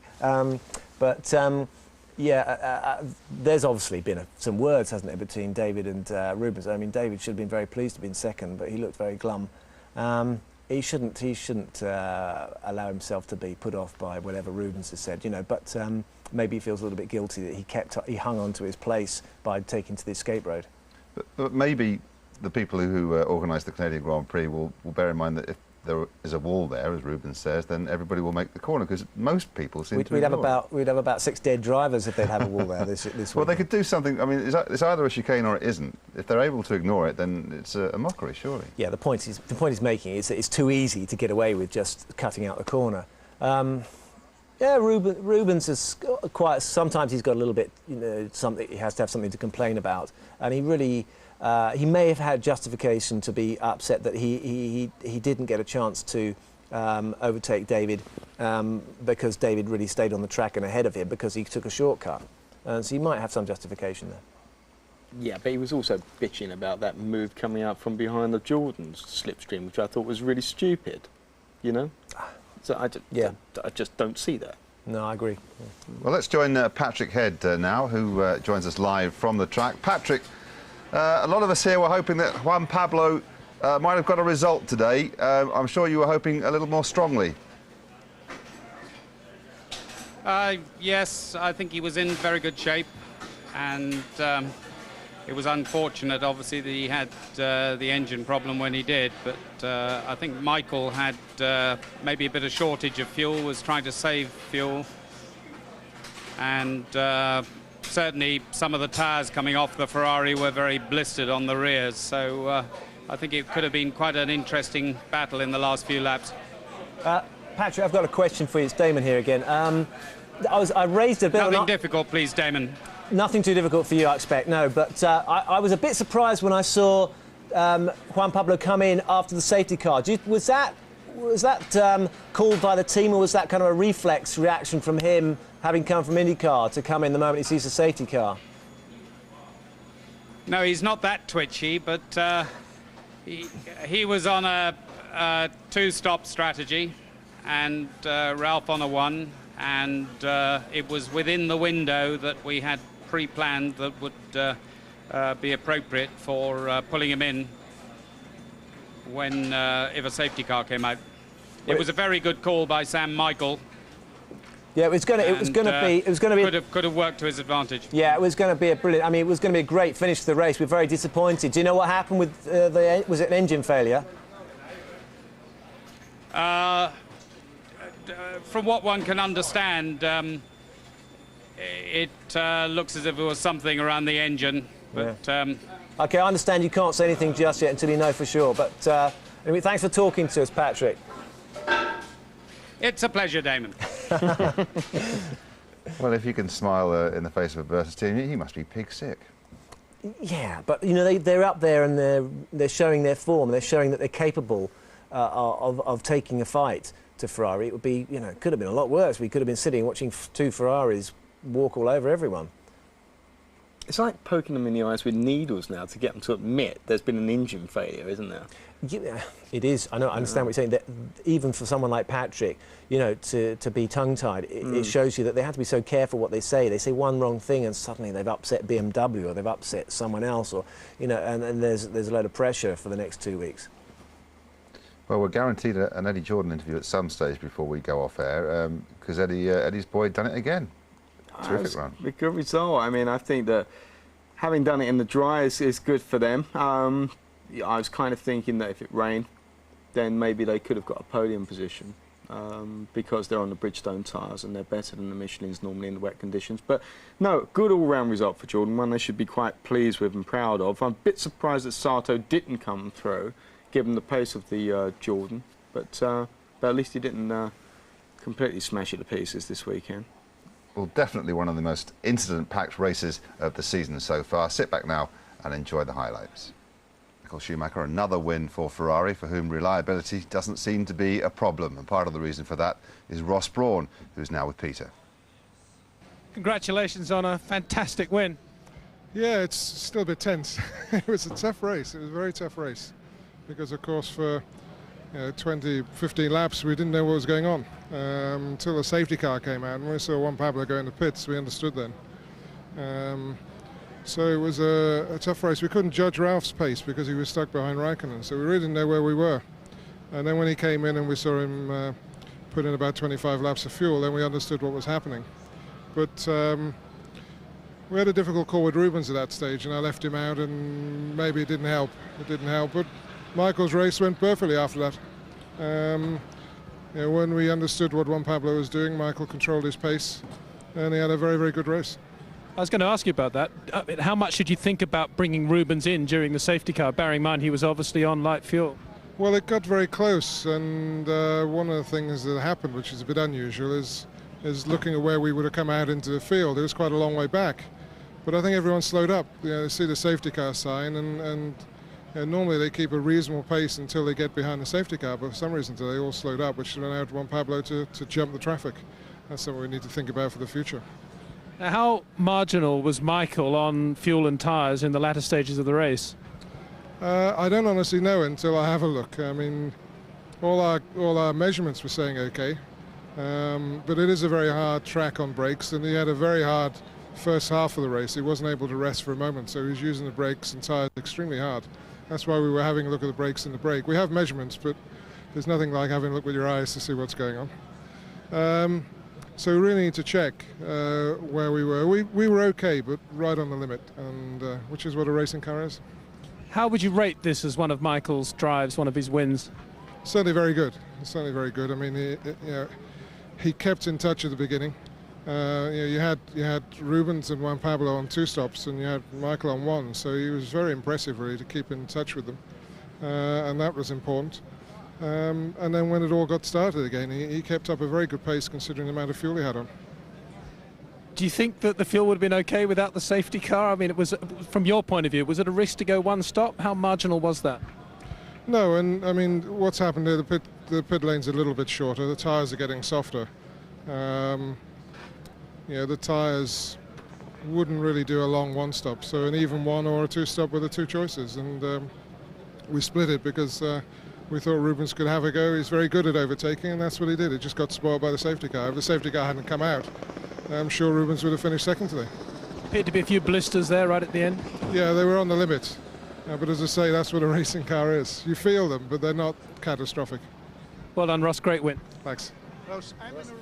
Well, before the race, Giancarlo Fisichella told us that he'd done a fantastic lap in qualifying, and he had a fantastic race by Jordan standards. Here he is now with Nick. Giancarlo Fisichella, is it something about you? Do you always finish 5th now? Well, I hope to improve that position for the future. It's not easy, but I'm quite happy because the car is reliable and it's competitive, so we need just more power and a bit better car. You really look like you're enjoying yourself again now after a disappointing start to the season. Yeah, it's good. It's a good period for us. I'm looking forward for the future. Good luck, thanks. 3 consecutive 5th places for that young man. Now, Jarno Trulli grabbed the other point, 6th place for Renault after what wasn't looking to be a great weekend. Here's Nick again. Jarno Trulli, point, happy with that? Well, not so bad. I mean, we knew that we were going to struggle a little bit because of the engine power. But anyway, we take out the best from this race. 1 point, not too bad. And, I hope to continue this way. A lot of fighting, a lot of struggling with various drivers. Quite an exciting race for you? Yeah, exciting. Even I was struggling a little bit with the brakes. That's why I wasn't so quick, and sometimes I was pushing, sometimes I was slowing down. Just because I wasn't sure about the brakes. And I remember last year I retired 4 laps ago because of brakes problem. Jarno, well done. Thank you. So as we leave the sunshine of Montreal, we look ahead to the Nürburgring. Any reason to suggest there might be a change in order in 2 weeks' time? If Michelin can keep up this same pace of development they've had recently, then we can expect more challenges to Ferrari at the front. But, Bridgestone aren't going to be somebody who stays still, so they're in turn going to be putting more R&D together, realising that Michelin are getting close to them. So, I don't know. I personally see it as all down to what Michelin can do. But one thing I think we can be sure of is that the gap's going to close. Very briefly, Damon, you were nodding vigorously there. No, disagreeing. I think that the Nürburgring is going to suit Ferrari and the Bridgestones more than there has done the last 2 Grand Prix. OK, you heard it here first. Chaps, thanks very much. So congratulations to Michael Schumacher, winner of the 2002 Canadian Grand Prix. He and the rest of the Grand Prix circus will be back in Europe for the next race, which, as you've heard, is the European Grand Prix held at the Nürburgring in Germany. Sky Sports 1 has a preview for that at 7 o'clock on Thursday, the 20th of June. And here on Channel 434, we have practice sessions 1 and 2 on Friday, starting at 9:30. On Saturday, it's practice 3 and 4, and because of the World Cup, that starts at 6:45 in the morning, followed by qualifying at 10:45. Sunday has warm-up at 8, and then the race build-up starts at midday. My thanks to Damon and to Perry, to John Watson and Ben Edwards for the Super Channel commentary, and to Peter Windsor for his insights and interviews. So I hope you can join us again in a fortnight's time for the European Grand Prix. Just think, by then England might be in the World Cup semi-finals, and Perry might have bought me a pint.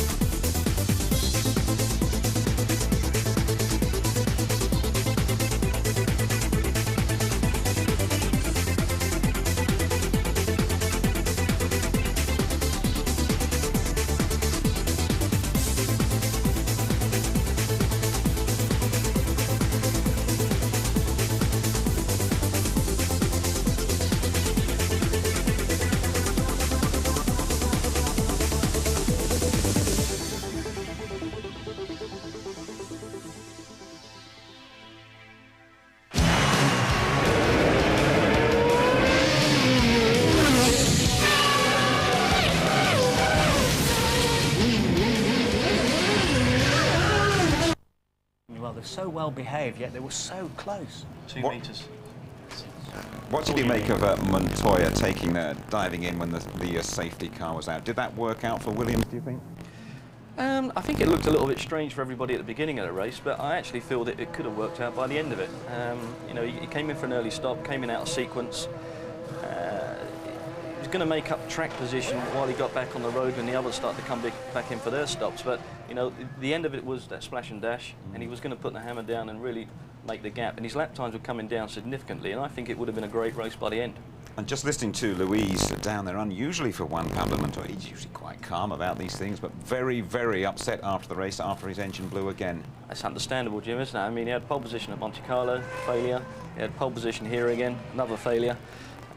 Some frustration coming out in him, but Juan Pablo Montoya will be back with a smile on his face, and he will be back winning Grand Prix again in the future.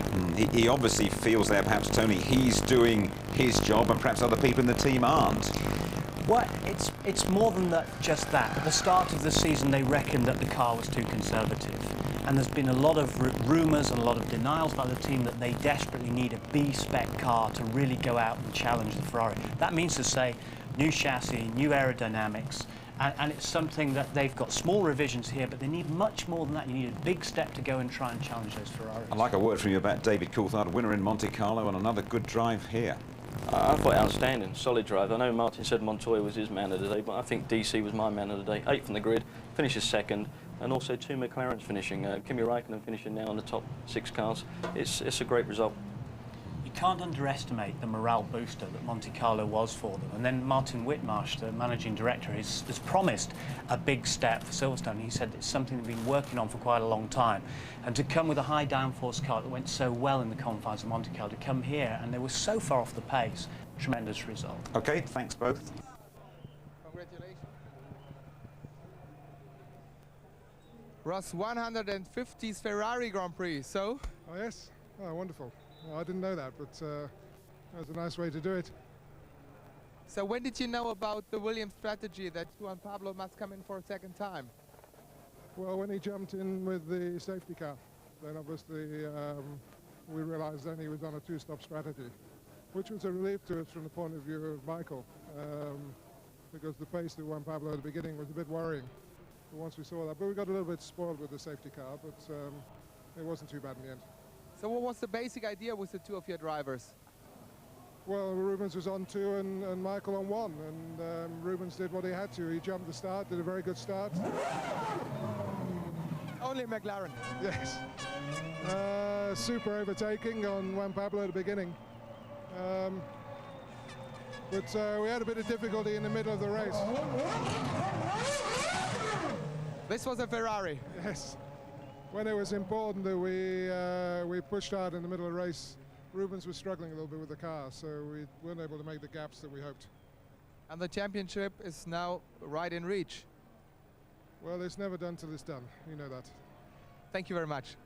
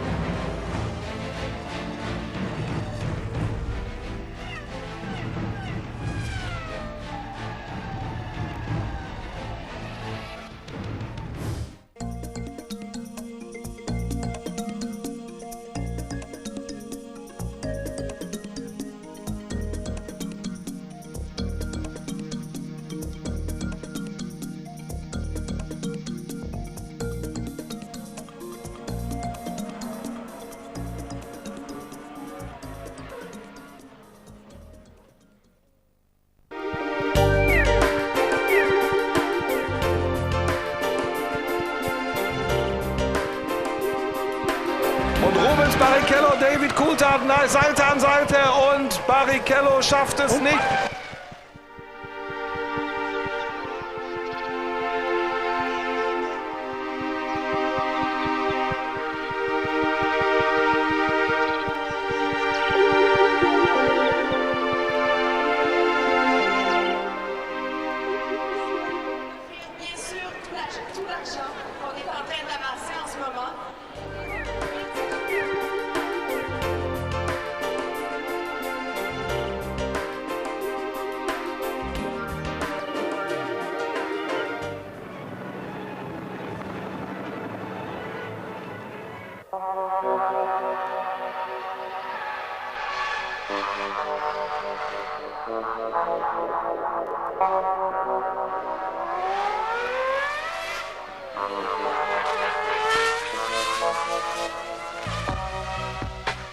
Unauffällig vom Ergebnis her, gar nicht so unauffällig von seiner Leistung her, denn er ist direkt hinter David Coulthard geblieben. Sein Abstand auf Coulthard war relativ gering.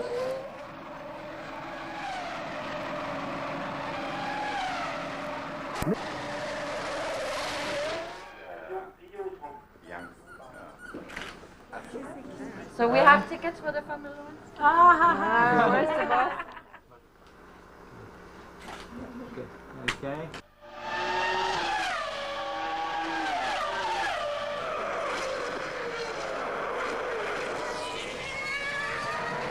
Frenzen hat da schön Platz gemacht für die Verfolgergruppe.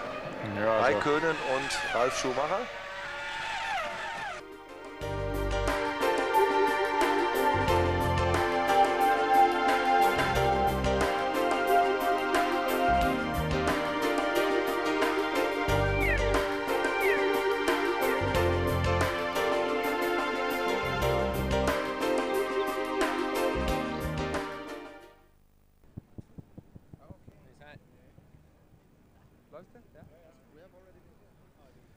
David, when did you believe you can score a podium today? Well, only after, just before my pit stops, really, to be honest.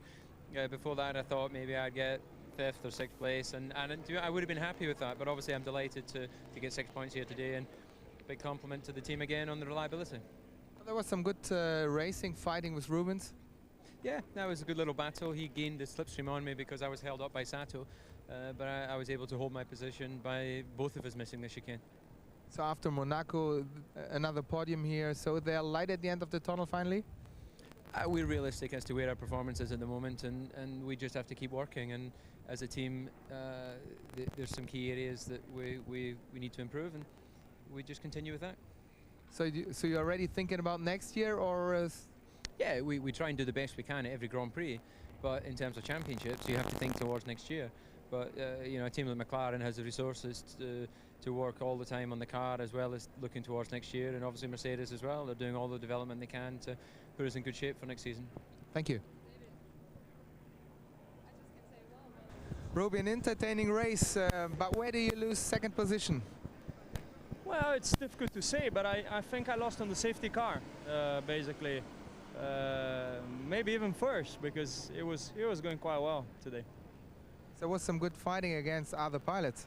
Yeah, it was good fighting. I mean, the only problem was that on the safety car I only had a few laps to complete after my pit stop, so it was very unfortunate. Why was the pit stop so long? I don't know, they had a problem on cleaning the radiator. The fight with DC was very interesting from our point of view, from yours as well? Yeah, it was quite nice. I mean, we have different views on the situation, but we want to change. We don't want to change. That there won't be a change to the results, so there's no point in arguing. Thank you.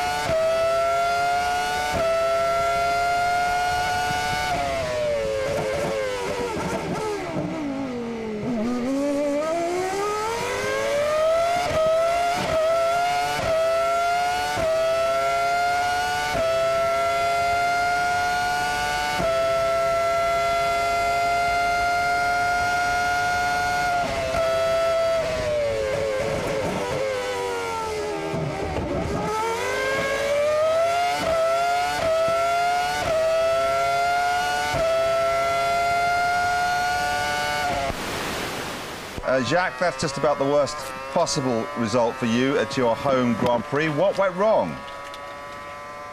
Well, the engine sounded bad for a few laps, and a few cars got by me, and then it gave up there at the end.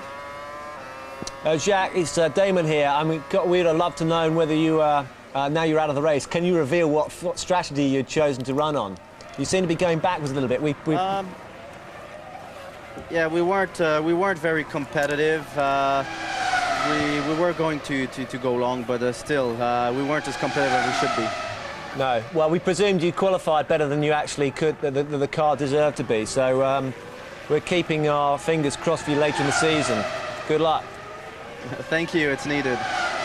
Mika Salo come in and seem deliberately just to take rear tyres. They come in a lap late and take fronts. What was the problem? Yeah, we have a problem somewhere in the car. We don't know what it is, so we have to wait and see. So he thought it might be in the tyres, that's why you were changing them round? No, we were. It was a regular stop we did when he came in the first time. Thank you.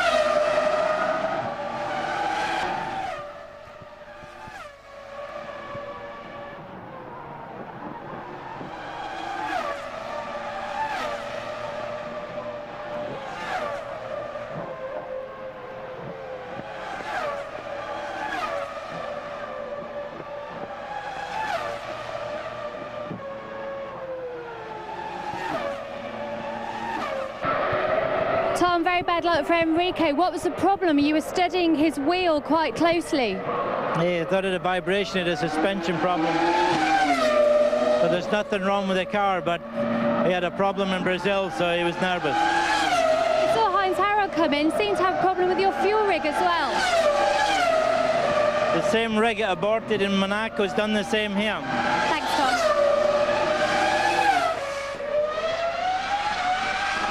Mika, like a very difficult race for you. What took you out of it in the end? I don't know yet. I think we had a puncture, and I did 2 laps with the punctured tire. I think it did some damage for the suspension or brakes or something, and it's not drivable anymore. Was that around the time when you came in twice, once to change the fronts and once to change the rears? Yeah, we changed the rears. That was the original plan. I had unfortunately, at the same time, I had a front puncture, so I had to come straight back in and change the fronts as well. Bad luck, thank you. Come on, Pablo Montoya.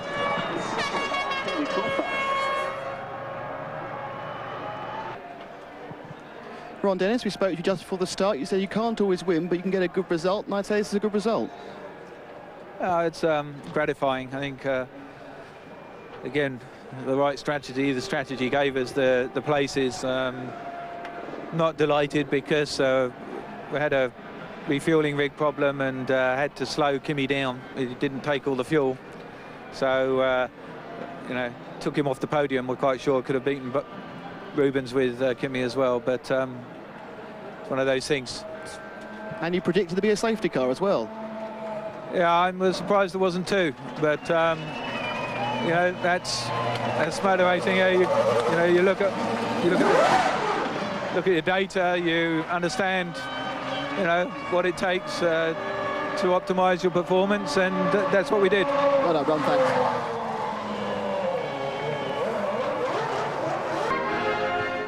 Kimi Raikkonen, well done, 4th place, but here you had a problem at the stop. I don't know really what happened. Team just asked me to start to slow down and save fuel, and then they asked me to stop on the side of the circuit. I guess there was some kind of problem. But happy with the result nonetheless, considering? No, not really. Thanks. Jensen, long race, no reward, and stopping at the end. What happened? I was going all right at the beginning, and after the safety car, Sala got past, and I don't know, I got past him, he had a problem, so I lost a lot of ground. Then he came back out in the circuit, lost a lot of ground behind him then, and then I had a problem with the diff. I don't know what or the gearbox, I don't know. First and second gear was slipping a lot, I don't know what it was. Made a good start again though, both Renaults, good launch control. Yeah, the system's working well still, even on old tyres, so it's no, it's very positive, and I just wish we could have got a better result. But better luck in the Nürburgring, thanks. Vice-Premier Ministre du Québec. Patrick Head, eventful race and very, very disappointing for the team, I would say. Yes, I think the team did a very good job with the strategy and calling Juan in when they did, when the safety car came out, and it put Juan in quite a good position, and I think he was in a very good position to challenge Michael later in the race. From what we saw of Michael's times, I think he was quite short on fuel towards the end, and maybe in problem with rear tyres, so it would have been a very interesting race had Juan stayed in. Disappointing for BMW, I suppose, to have an engine failure on their 20th anniversary of their first win. Well, you know, I don't think engines take too much notice of anniversaries, but I don't think they'll be thinking of that. On a more serious point, did Ralph have a fuel rig problem? Yes, he did, but I don't know exactly what it was, but whatever it was, the fuel rigs didn't deliver. Yeah. Now, you probably know there's a problem with McLaren, also a problem with Arrows. Is this something you're going to really have to take out with the FIA? These rigs, year and a half, still giving big problems. Yes, they're quite complex, but I really couldn't say too much. I mean, maybe, you know, maybe it was a finger problem on our side, but I do believe that they're totally unnecessarily complicated for pushing some fuel into the car, but that's what we've got, and basically until we've looked at what the problem is and see what caused it, I can't really make too much comment. Patrick, thank you for talking to us. Okay.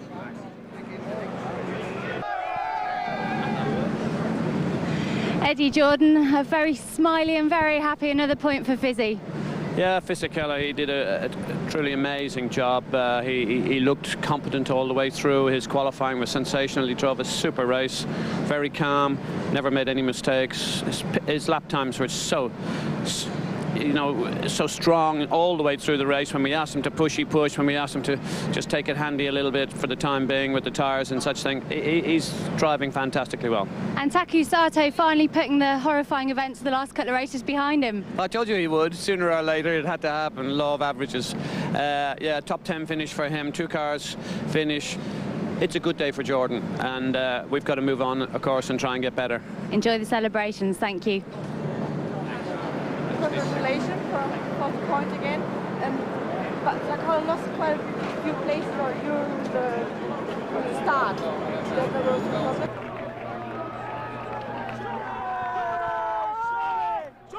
Show me! Show me! Show me! Show me! Show me! Show me! Show me! Show me! Show me! Show me! Yeah, show me!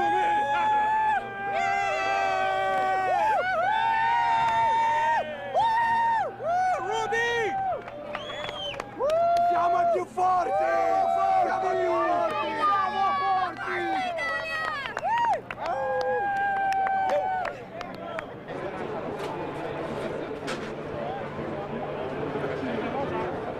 If it ain't Scottish, it's crap.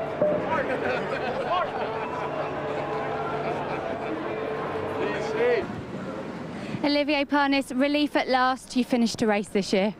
Well, yeah, this week the first very positive point is this one. I'm finished the race until Suzuka last year, you know. It's quite long term, but I'm really enjoying about this. But after that, we need to continue to work really hard to continue to improve the car.